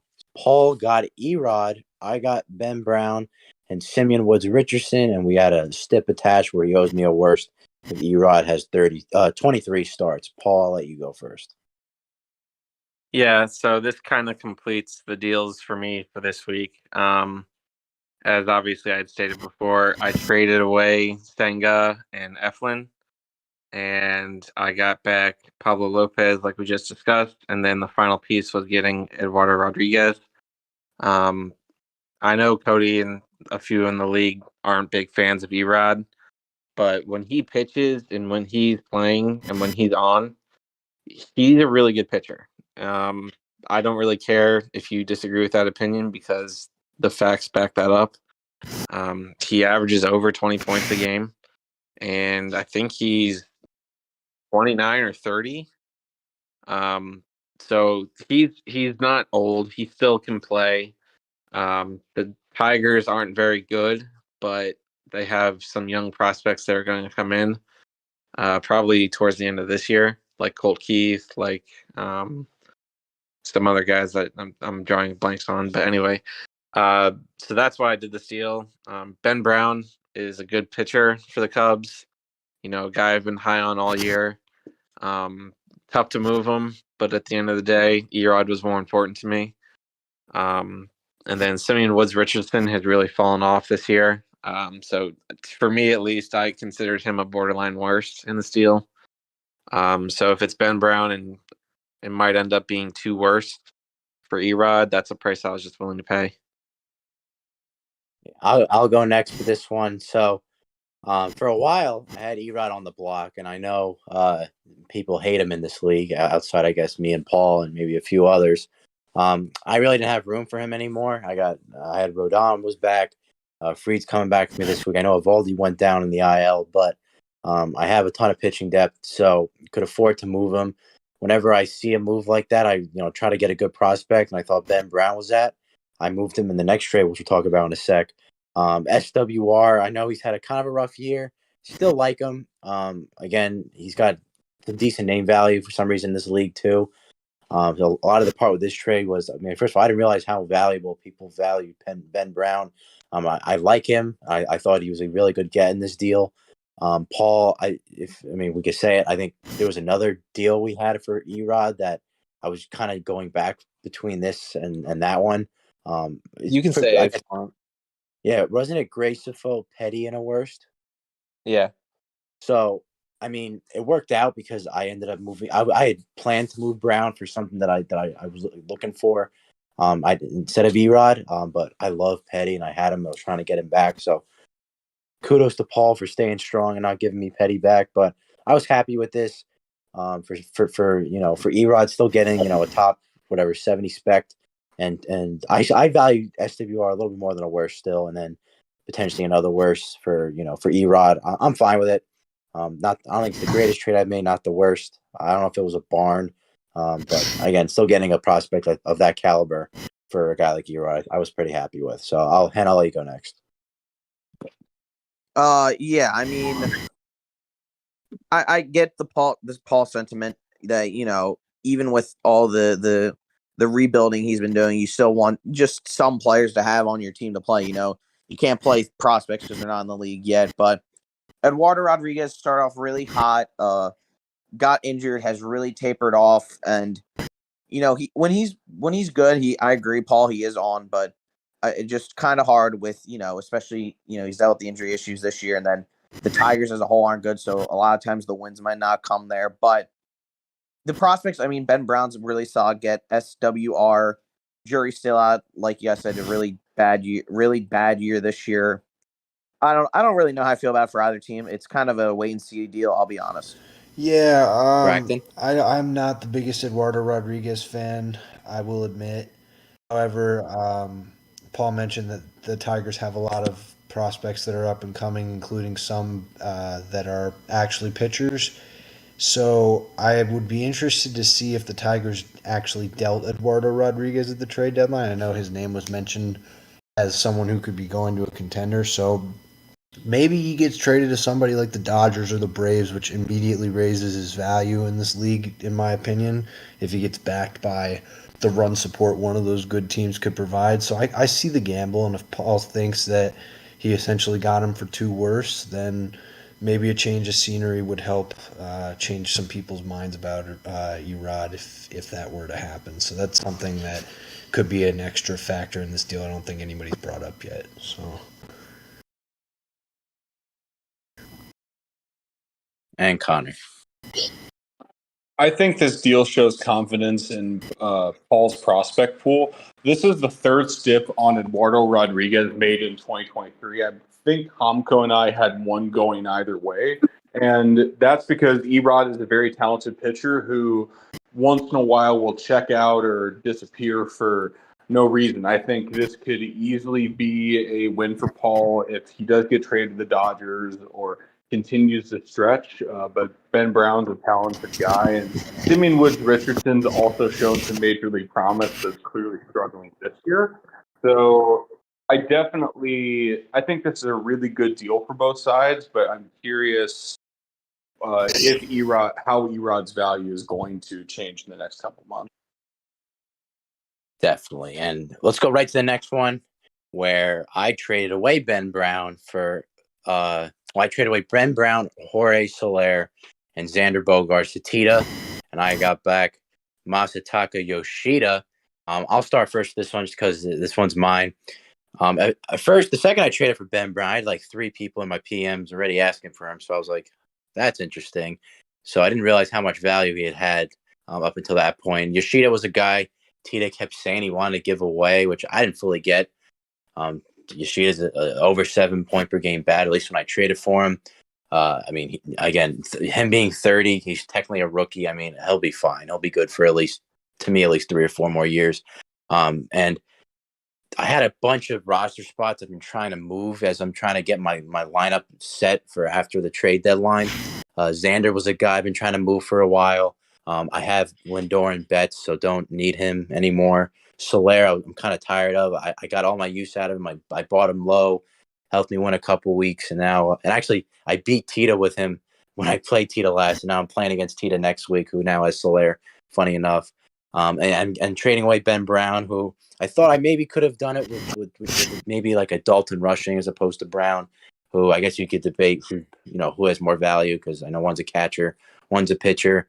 But I mean, getting Yoshida, getting another 7 point per game bat, that's kind of the spot I'm in. I'm able to trade I think a decent amount. This was a good package for Yoshida. I think that Tita got back.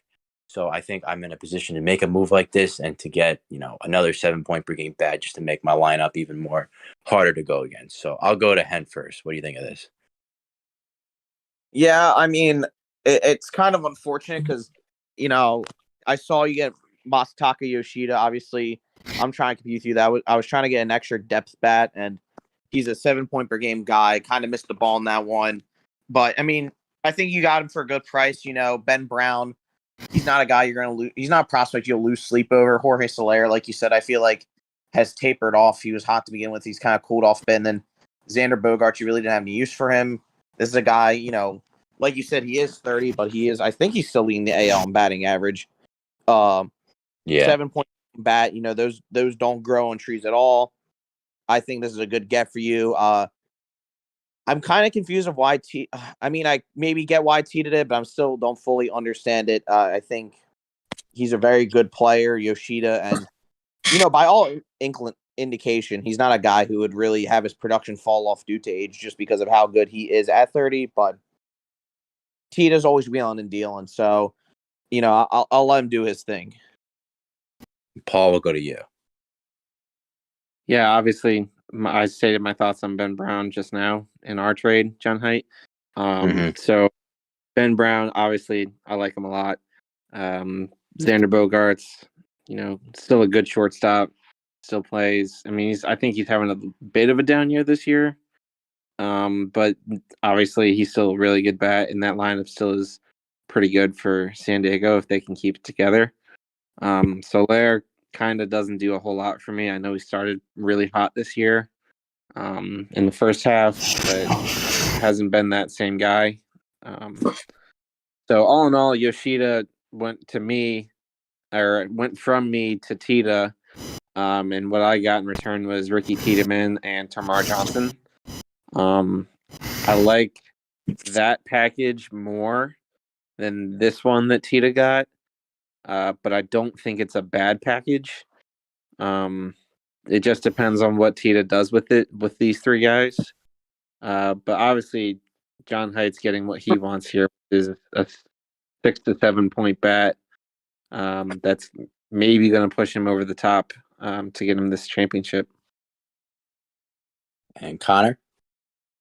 To quote Shaq, for Masataka Yoshida, I owe you an apology. I wasn't really familiar with your game. But at the same time, I think Ricky Tiedemann and Tamar Johnson was a wild return. And while I get the outfield depth perspective for Height even after adding Springer, I think Tita just got an absolute haul here. Xander Bogaerts has been one of the best fantasy assets the last 5 to 6 years, and he's definitely having a down year now, but there's definitely reason to believe that he's going to keep going in the years to come. Jorge Soler obviously was what seemed to be a deadline acquisition, or not deadline. Height got him a bit while ago, and definitely streaky, but he's productive. And then Ben Brown holds some value in the league, maybe not as much for John directly, but for some other owners. So I get the move for both sides, but when I try to mentally picture what Brown, Soler, and Bogaerts could get individually, I don't know. I think Tita got some ridiculous value here. And Bracton.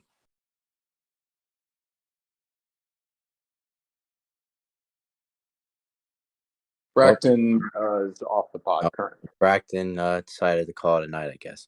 The one thing I will say, it's kind of funny to hear Paul kind of say he valued the Tiedemann Tamar Johnson package more than this one, and then Connor said the opposite. Like, Xander for me has been really bad this year, honestly. Like, he just hasn't been anything special. I was not playing him really at all. Soler has really slowed down, and that's another reason why I was able to move him with ease. If I'm gonna have him or Springer, I'd rather have Springer. They've both been bad right now. It's because he's a better bat. And then Ben Brown, obviously, again, I wasn't crazy about moving him, but Yoshida, a 7 point per game bat, maybe in like you mentioned, kind of like in a year could look, I guess maybe bad, but I mean for this year, Yoshida is going to be a part of helping my offense stay what it is, so I'm fine with it. Next trade on the dock, Hen gets Yandy Diaz. Tita gets Ezekiel Duran and Connor Phillips, and there's another trade stip as well. And you can go. Yeah. So this is my thinking. Obviously, Yandy Diaz is a very streaky player, but He started the season very hot. Obviously he was hovering around 7 points per game. He's been tapered off a bit, but my thinking is I think he's better than Ezekiel Duran, at least right now. And I think the Rays as a whole are going to bounce back. I know they had a really rough, I think ever since the All-Star, well, really the beginning of July, they've been terrible. I think they're going to bounce back. I think they're just too talented not to really figure it out. And once they figure it out, I assume it'll kind of just matriculate, trickle down economics to Yandy Diaz. So I think he can get the bat rolling. And then Connor Phillips, it was a tough pill to swallow, but the thinking on my end is I'm trying to win a championship here this year. Connor Phillips is a good prospect, but I don't know if he'll get called this year. There's a chance he might, but not definitive. That's why I had that trade stip. And I was like, I think it's worth the price of getting a guy like Yandy Diaz. Paul? Yeah, so I also was in talks for Yandy Diaz with Tita. At the end of the day, I decided against it because I think he's going to lose his third base eligibility. So, to me, at least, his value drops because of that. But Ezekiel Duran's a really good player. And overall, I think it's a pretty even deal. Just because Tita gets the youth with Duran and the prospect, but obviously Hendog wants that production for the playoffs for this year. And Connor. Ezekiel Duran's a player I really enjoy. Hen got him from me for 2 worse in a 2024 third, which is a deal I've regretted ever since, given the third base hole that a lot of teams have. And Yandy Diaz for a team that's trying to win a championship now is a great fit for that kind of thing. So I do like this trade for both sides. Duran moved a couple times after, but I think this is going to put Hen in a great position to continue to look like a top 2 team in the league. And Tita got some good value here as well. And I'm just curious, did you make this trade the second you saw me trade for Yoshida? Like, was that a part of it, or is it just you were planning on trading him for him all along? So Tita sent me this deal for Yandy Diaz before, and I was contemplating because I have a strong affinity for Lane Thomas, and if I accepted the deal, he would get slotted to the bench.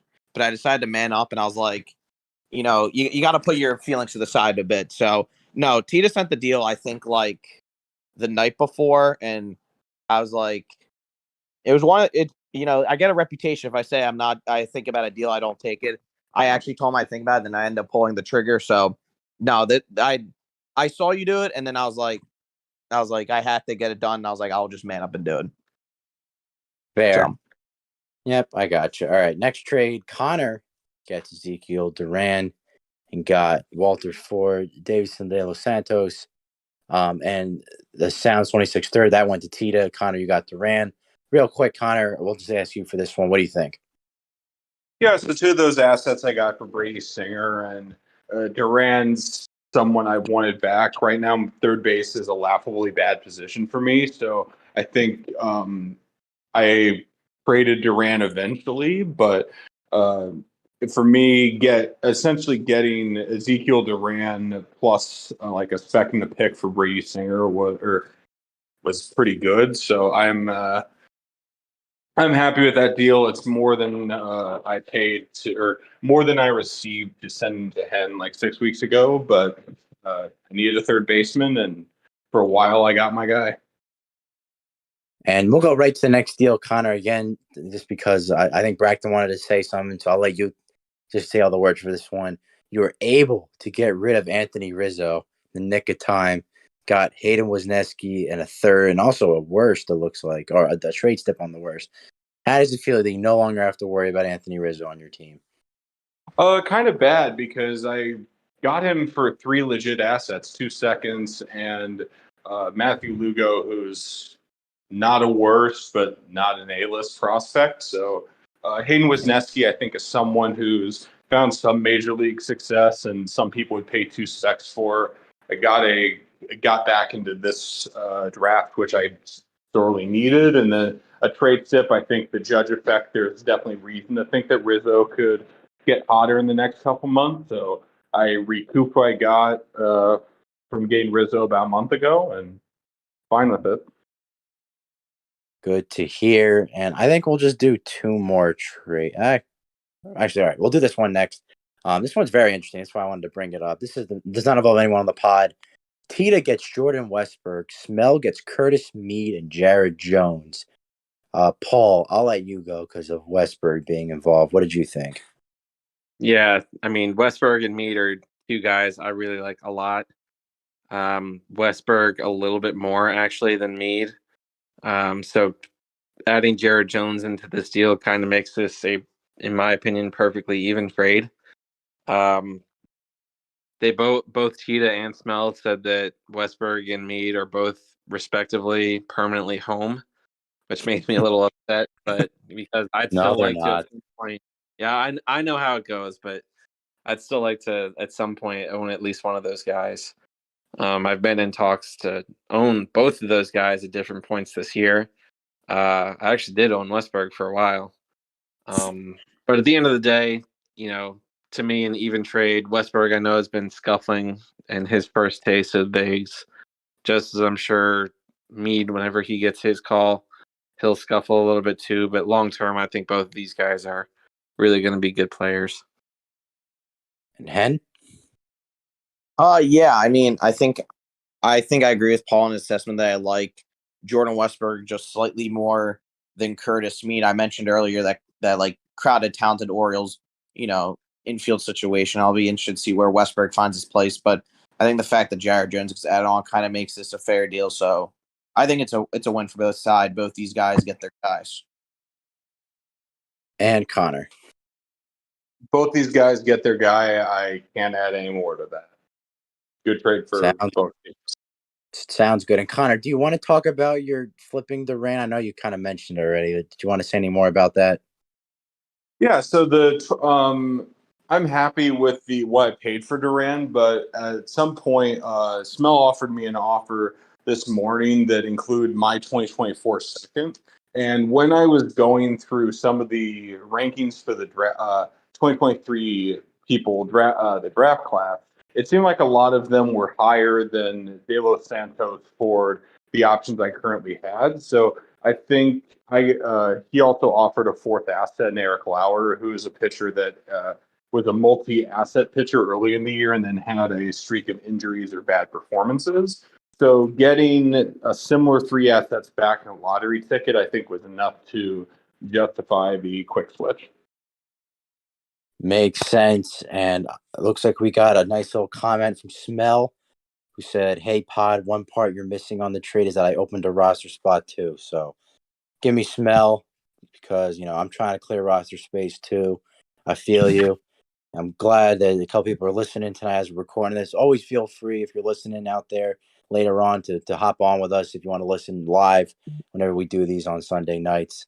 Last trade I think we'll do for this section. Again, no one on the pod, but important. Tita got Nate Lau. Homko got Kyle Manzardo, Connor Phillips, and Tita's 26th third. And I'll let you go first on this one. Okay. So I really like this deal for Homco. I remember I've been asking about, I think Nate Lau was a guy I reached about, and he, obviously in good right, wants to get a lot for him, but, Kyle Manzardo, a top 50 spec, a guy who is, has struggled a bit this year, but overall has been an excellent bat for in that race system. I've already talked about Connor Phillips in depth and a 2026 third. I think this is a great get for Nate Lau. I understand Nate Lau is a 6 point per game bat on a good Rangers team. But I think Tita may have overpaid just a bit for it, but I understand why Tita did. But Tomko, I really like the prospects he got, and then obviously he got that pick as well, which isn't a whole lot, but it's something. Connor? Yeah, I know Nate Lau is a player I covet, so I had showed preliminary interest, but it was never going to happen just given where my team is. So I think Manzardo plus is just a terrific haul, but Tita's trying to win a championship while keeping the best asset management possible. So Lau is a great player to do that with. And Paul. Another one I think both teams did well on. Tita gets the here now first baseman, and Hamko gets his first baseman of the future with Manzardo, and also gets Phillips in that third. Both Lowe and Manzardo are two first basemen that I really like a lot. Manzardo I owned at some point this year. Nate Lowe I've been begging Hamko for pretty much the entire season because it's between him and Vinny P for my favorite first baseman in fantasy baseball. Maybe I'll get him from Tita. We'll see. I don't know. But overall, I think a fair deal both ways. One thing I just wanted to mention before we conclude trades is something about Hamko. I mean, he traded for Ben Brown as well. I forgot to mention a little bit earlier. He traded Johan Duran and got AJ Puck and Ben Brown, but he's finally building a nasty pitching prospect pool between Ben Brown, Tink Hence, you guys like Dylan Lesko, Micah Bell, now Connor Phillips. Just a lot of value there. I just thought was pretty interesting to point out, just because he's got a pretty good prospect pool as well. And Tita getting a bat. I know I have to play Tita this week, so lovely to see him loading up for that. Always great. But let's go now to, well, actually, that will wrap up the deals section of the pod for tonight. So now we have one more thing to talk about on this week's episode. It is week now 17, I believe, of the Johnny Lee Memorial League. So a lot of interesting matchups this week. Just pulled it up just now. All right, he's not on, but he was talking a lot of Rob before, so let's settle it once and for all. Jamie and Bracton in a steel cage match here and the Larks will be hosting the Tarpons. Hen, I'll let you go first. What do you think? It's gonna be a rough week for the Bismarck Larks. I know Bracton, in true managerial fashion, will always say his team will win, but this is what I'm thinking. Jaime really, if you really think about it, shouldn't have won his match against Dave, but I think his offense is gonna absolutely get on a tear. I think Bracton's just gonna be a victim of some really bad, just a wrecking crew essentially. I've never really, obviously he's trying to stay in the playoff hunt. Jaime is trying to just jostle for some seeding because he already clinched, but I think the Larks are going to be disappointed this week. Paul? I think it's going to be closer than what Hen thinks, but I do think Jaime is going to take this one, but I do think this might be possibly game of the week. I like Jaime's bats to rebound from how he showed last week. I also think his arms are going to rebound just a bit, but he does have to worry about his arms a little bit. I know he's got some high-name guys now, like Nola and Kopech, and I believe he has McClanahan, but he's in Jaime, I mean, is going to win this week, but I would be active if I were him this week in terms of trading. Actually, I wanted to say something because I just noticed it myself. Yeah. Obviously Jaime, he has 3 set closers, but one of them, Jordan Romano, did get put on, I believe it was the 10-day IL. So, I don't know who his backup is or if he's going to find a guy, but something just to keep track of. And Connor? I think Jaime is just maybe going to run away with this. Bracton has sometimes had issues cracking the 600 or 650 point barrier. And after the last 500 or 575, whatever point performance, Jaime was close to 800. So I think it's going to be a 7 or 8 seed total versus a 3 or 4 seed total. And it'll be interesting to see how the deadline moves affect that. But I think Jaime is the clear favorite in this one. Yeah, I'm really interested to see if Bracton tries to buy this week, ahead of the deadline. I kind of predicted this when Jaime versed Tita a couple weeks ago. He had a really bad week the week before, and then he popped off the week after against Tita, and I think the exact same thing is going to happen. I think Jaime's team is going to do really well. I think it might be somewhat close for a while because I think Bracton obviously done a good job managing this team. But, I mean, when we're going up against Anthony Rizzo, I'm taking the team that does not have Anthony Rizzo at this point. So I'll take the Tar Puns, even though it will be, I think, a little bit closer, especially towards the middle to maybe end of the week. So next matchup on the docket we could talk about is really spicy one here. Paul versus Cody. Paul, what do you think about this one? So this is for me the matchup of the year. I think if I can win this week, I will make the playoffs, and if I lose this week, I won't make the playoffs. I'm not going to pick me because Cody's team is really good, but I will say if Cody has his down week this week, then I could surprise him. I think I have the talent to do just that. But at the end of the day, I did trade 2 of my pitchers. I know I got 2 back, but it's going to be tougher for me, I think, to be able to match up. He's got Sandy 2 starts.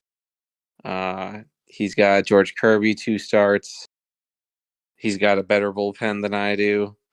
So he also has Gunnar Henderson. So I think he's going to win, but this is it for me. This is the week where it decides my season, in my opinion, because I think if I win this week, I know my next 2 opponents are Bracton and Tita. And if I win this week, I think I'll win those 2 as well. So for me, it's either the championship DVD starts this week or it doesn't sell. Connor.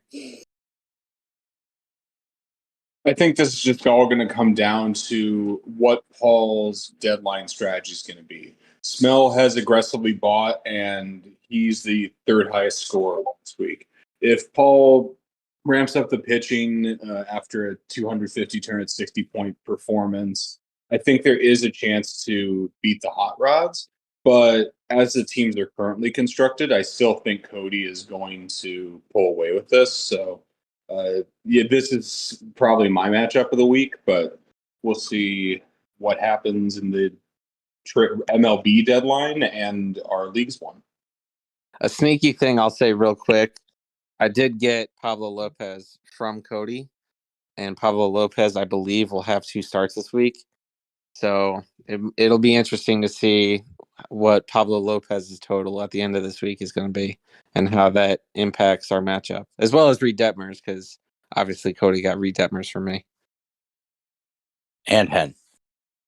Yeah, so so Cody set his lineup to my knowledge because he says he has 14 starts, so I assume he went through his starts. And, this is going to be a big match, and I agree. This is kind of the make or break for Paul's season. Obviously, he's still in contention, but, this is a huge week for him. And the battle of the LM, some may say, see, this is a tricky thing, because if I'm going by, who has the better roster, I would say Cody. But Cody, see, I was going to originally pick Paul, but Cody wants me to not pick his team because he wants to play as the underdog. So I'm going to do a little reback. I don't think that's a word. I'm going to reverse back. I'm going to pick Cody, but I think this is a game that can go either way. I think this is going to come down to really Saturday, Sunday, and I think this is going to be a great game, but I'm going to go with Cody because I know he subconsciously wants me to pick Paul, but I'm going to pick Cody. Interesting way to look at it.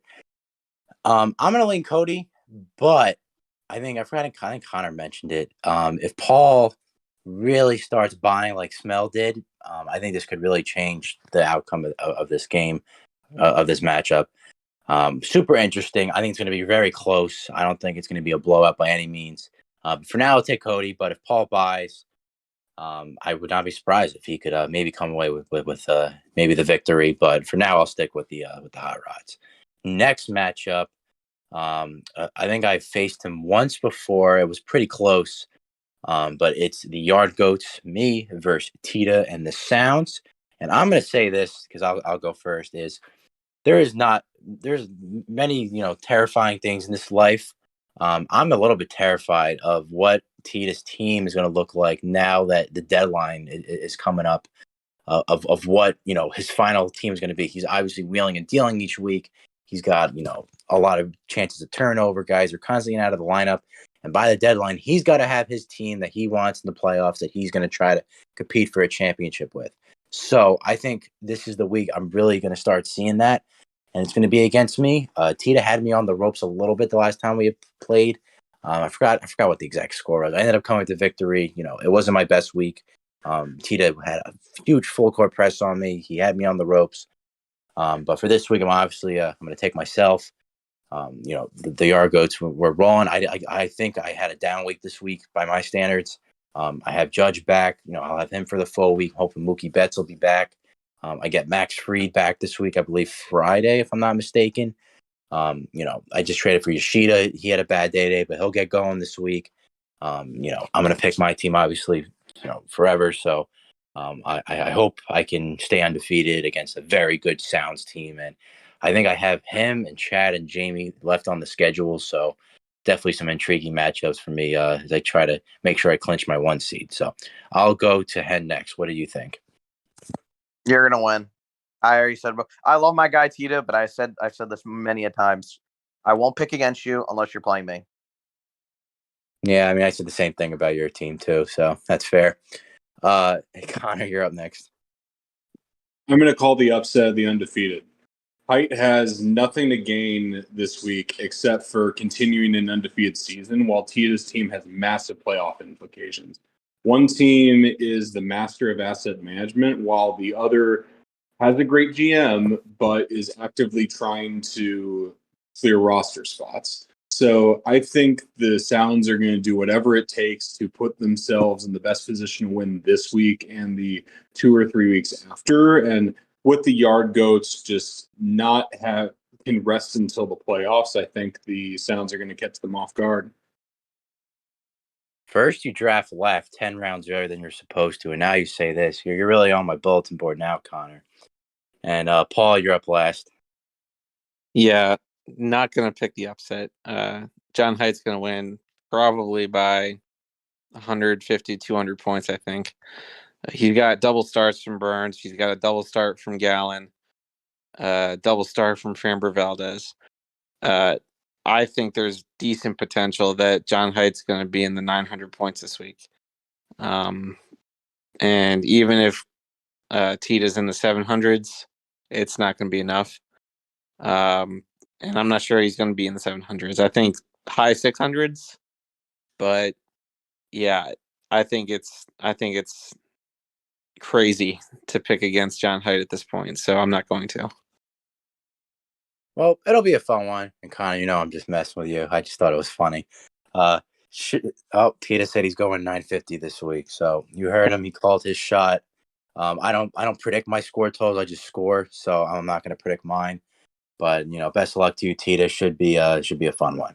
Next matchup to talk about Hen versus Homco. So the Beach Dogs versus the Kannapolis Cannonballers. Hen, what do you think? I'm gonna win. Great analysis. Very in depth. Connor, what do you think? Hen's going to win. Homco's going to be in a whole lot better of a position next year. And Paul. Yeah, Hendog's going to win. I'm interested to see what his point total will be at the end of this week. He's been hovering in the 700 to 800s. In my opinion, if he can stay in that range, he's the clear and obvious threat to John Haidt for the title this year. Yep, I agree with you. He is. So I'll pick him until I have to face him. So I will take the Beach Dogs over the Cannonballers. Next up, it looks like we have here is Connor taking on Chad. So the Sod Poodles versus the Dodgers. Connor, I'll let you go first. I think Chad's going to win this. I have the utmost confidence in my team, but I think I'm the more aggressive trader of the two. And given the direction of our teams, I could definitely see myself moving 2 more starters or 2 more decent bats before the deadline. So it wouldn't be surprising if I, again, was the lowest score. And then Chad does have a lot of quality pieces, even even if he does get the sale and spec/pick capital he wants, I think there's going to be enough talent where he's going to win this. But he definitely doesn't care since he owns the 2024 draft, and I hope to have a better prospect pool after the week's done. Paul? I think this will be close, but I'm going to agree with Connor, and I'll pick Chad. I like his bats a little bit more than Connor's, and at the end of the day, I like at least the potential of his arms more than Connor's. It looks like Hyunjin Ryu will be back this week for Chad. So, I mean, I'll take Chad, but this will be a matchup in the 500s most likely. And Hen? You know, I'm actually gonna pick Connor to win this, and it's interesting because Connor mentioned selling off. I think Chad has one big piece in Ha-Seong Kim that he can sell off, and I think he'll definitely trade away at least a couple more pieces just to really maximize whatever roster, maximize his assets, because trade deadline is a week from now. It's Monday. This next week, this point midnight is when the trade deadline will be over. So I think they're gonna both go ham, selling as much as they can sell. But I think Chad's gonna sell a bit more, and also I trust Connor's roster management a bit more. So Connor, if you don't believe in yourself, I'll believe in you. Yeah, even though Connor had a little vendetta against me about 5 minutes ago, I'm still going to take him in this one. The main reason, we talked about it. I mean, I think by the deadline, Connor's going to have a good mix of some future assets and also maybe some guys to still win some games the rest of the season. Chad, I think, is just going to be full on selling, trying to get as much youth as possible from, guys like Jake Berger, Kim. These guys could be on the move pretty quickly. Much less, I don't think guys like Priester or Sanchez, but more the super, maybe older guys that just have some value. But yeah, I'll take the Sod Bulls as well in this one. Just don't start Carlos Carrasco. Just if you want to win, just don't start him. Just find another start. Next matchup to talk about. Very interesting one. Wow, I completely missed this. Smell and the El Paso Chihuahuas taking on Brian the Rocky Mountain Vibes. And Connor, I'll let you start for this one. I think this is going to be a really nice test for Smell on what a potential playoff run could look like, or if the aggressive buying is going to pay off. Brian had a really down week with his pitching, so I do expect some positive regression there, especially with how aggressive he's been pulling a Tita and moving pitching pieces around. But I kind of like the Chihuahuas here because that that organization is only going to continue ramping up. With Bry, I don't know if it's going to be a straight buy over the next week. So this is going to be a really close one, but I think there's going to be some Chihuahua humping going on here. Wow. Now that is a statement. Hen, what do you think? I think I'm going to go with Connor. I think Smell is going to win this week. Really impressive stuff. I think, and I agree with Connor that the sentiment of Smell and Bry is different. I think Smell is just all in buy, or at least buy to what he can pay for. And then Bry, I think Bry is asset management. He always likes, he's like Tita. He always likes tinkering, he'll buy for one move, sell for another. I think Smell's going to commit to a buy. I also like, I think he's had a lot of good weeks this week. I think 700. I don't know if he'll hit high 700s again, but I think he can definitely get somewhere close, maybe in the 600s, which is definitely competitive with Bry. Also, key player to look out for, and this is my bias coming in. Craig Kimbrell's going to have a better week this week. I think they're going to do well against Miami. Then they have the Royals. I think there's a lot of, save opportunities for him there. I think he can pick something up. And yeah, I think it's going to be a close game, but I think Smell's going to win. And Paul. So here's Eric Swanson is the heir apparent for saves for Toronto. Too bad they won't get any this week because Toronto plays 4 games against the Orioles. so no saves are coming there. This to me is the matchup of the week. Smell getting a win would go a long, long way for him making the playoffs. I'm gonna go against you guys. I'm gonna pick Bry, and I'm positive Smell's gonna post L right now in the chat. But I'm gonna take Bry because his strategy has always been streaming, and it didn't work for him this last week. But he's good at it, and I think he'll get back on his horse and get better at it this week. But man, this is going to be a match that comes down to the wire, I think. Yeah, I've been back and forth about this. I mean, I don't know what's been going on with Bry lately. I think he might sell off a couple of pieces if he's not able to get the real superstar he's trying to package for. But I mean, Smell dropped, third highest scoring points this past week. But when I look at a team and I see the contact merge in Luis Arias, a Dorf and Jose Altuve, and the masturbator, you know what? I'm going to take them because they won last week. They could win again, and they have Cody next week. And if they want to make the playoffs, they got to win at least this week. So give me the Chihuahuas for this week as well. So I think that means we have either one or two left. Well, we got Scott versus Dave. So let's talk about that one right away, and I'll let Hen go first for that one. Yeah, I got Dave in this one. I think a lot of it just comes down to I trust Dave more.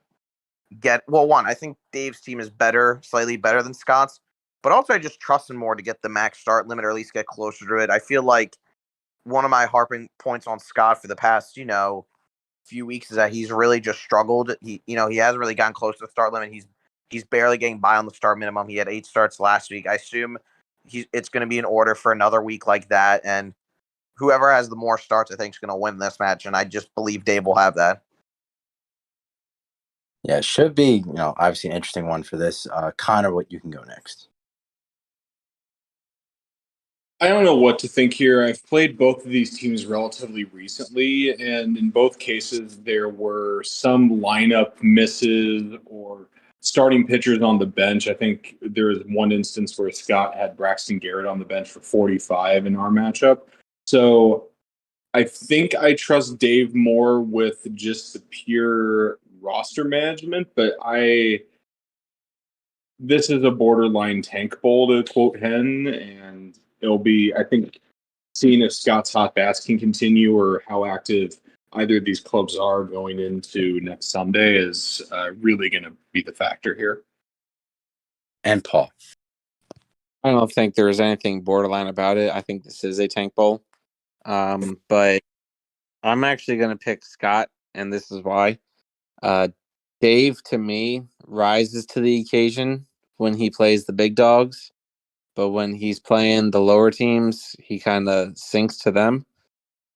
So I'll favor Scott here just by a touch, but it really another one that it could just go either way. Yeah, I'm just gonna say this might be a little recency bias because I played him recently. I am gonna go with Scott. I mean, his offense is no joke. I mean, the way Casas has been playing right now, Mountcastle's been good. Sal Frelick's been electric. CJ Abrams. I'm gonna take the Flying Squirrels. Dave, though, I mean, it'd be funny if you could trade Candelario, just like it's probably gonna happen in real life. Still got some good pieces. Torkelson's been figuring it out. Josh Young is a dog. Riley Green is getting to be a dog. So should be a fun one. But I will lean the Flying Squirrels as well. So I think that covers it for the previews of next week's matchups. So we're at the end of our show today. So we'll do our final thoughts. And Connor, I'll let you go first. I think one of the key words this week was narratives, and there are 2 narratives I'd like to highlight the week before August 6th. Cody is only behind Hen in total points by about 150, maybe 200, I think. So we've been hyping the Beach Dogs a lot as the hottest or second best team in the league. But what will the Hot Rods and Beach Dogs do to put themselves in a pole position to either beat height or clearly be the best contender against them? And then how are Paul and Bracton going to handle the deadline to either catch up with Snell's fine streak for the 7 seed, or are they going to try to more focus on a 2024-2025 timeline? I mean, Connor, I will say one thing, though, to amend what you just said. I know you said last week we used the word narratives. Every week is the word narratives forever. Every day is narratives. Every hour is narratives. Paul, what are your final thoughts? Trade deadline this week, guys. A week from now, the trades will be, because it's 11:38 Central Time, but I believe it's midnight East Coast time is the trade deadline. I will double check on that, but so yeah, get your trades in, make your moves. It's going to be really exciting going into this week. I'm not 100% sure what I'll do. I have an idea of what I'll do, but I could still go either way. I have the assets to go one way, and I have the assets to go another way. So we'll see. I'm excited to play Cody. I think I'm going to lose, but I'm still excited for the chance. But at the end of the day, we have 3 teams fighting for one spot, and it's exciting, and that's what it's all about. So, And Hen. Connor mentioned narratives. This was something I noticed. Actually, kind of perusing, just double checking some stuff, and it makes me want to change my prediction, but I'll stick to it. So Paul this year 7-9. He is 1-9 against the Ian Kinsler division, but he is 6-0 against the Grady Sizemore division, which for you folks back at home is the same division Cody's in. So Paul Narrative. Paul has not lost a game yet to the other division. I don't think he's played Cody this year yet, unless I'm mistaken. I don't think he has. Nope. But just something to keep track of, and also some other things. I put this in the chat, but for the folks listening, John Hike can clinch the 1 seed with the win. Tita and Bry can lock up the 5th and 6th playoff spots if they win, and then if Bracton loses. So, basically all the playoff spots could be locked up except for that 7 seed by this week. And yeah, trade deadlines weeks also this week, like I mentioned. So we're probably gonna get some deals going. And I think we're gonna get some surprises, but it should be a fun week. I'm excited. We're heading down to the home stretch now. Yeah, it should be fun. I mean, this is trade deadline week. Oh my God, what are we gonna do once the trade deadline? No deals. So hopefully the league doesn't die. That would suck. But no, in all seriousness, for me, and you mentioned I'm just trying to lock up the 1. I think I have to win 1 out of the next three weeks. So I'm pretty happy about that. I know Tito always mentions it. If you win once against someone, you're like a stepfather or father, and then 2 times is your daddy. So we'll see, Tita. I don't know. I mean, it's our 2nd time, so should be a fun one regardless. But again, it's going to be an exciting week. I'm excited for the deals. I think there's going to be a bunch each day. There's a lot of things that have to be done. And my final word is, please, someone take Jeff McNeil. It could be for cheap. Just someone take him. I don't want him anymore. I hate the Mets, so just someone take him. So anyway, that'll do it for this week's edition of the Base on Balls podcast. I've been your host, John Height, joined alongside by Paul, Hen, Connor, and Bracton, who had to dip out a little bit early. Just be sure to stay tuned in for all the latest in the Johnny Lee Memorial League this week. And then also next week, we're going to have a podcast as usual, but it'll be a bigger one for the trade deadline recap and all that good stuff. But for now, take care. Have a great rest of your day.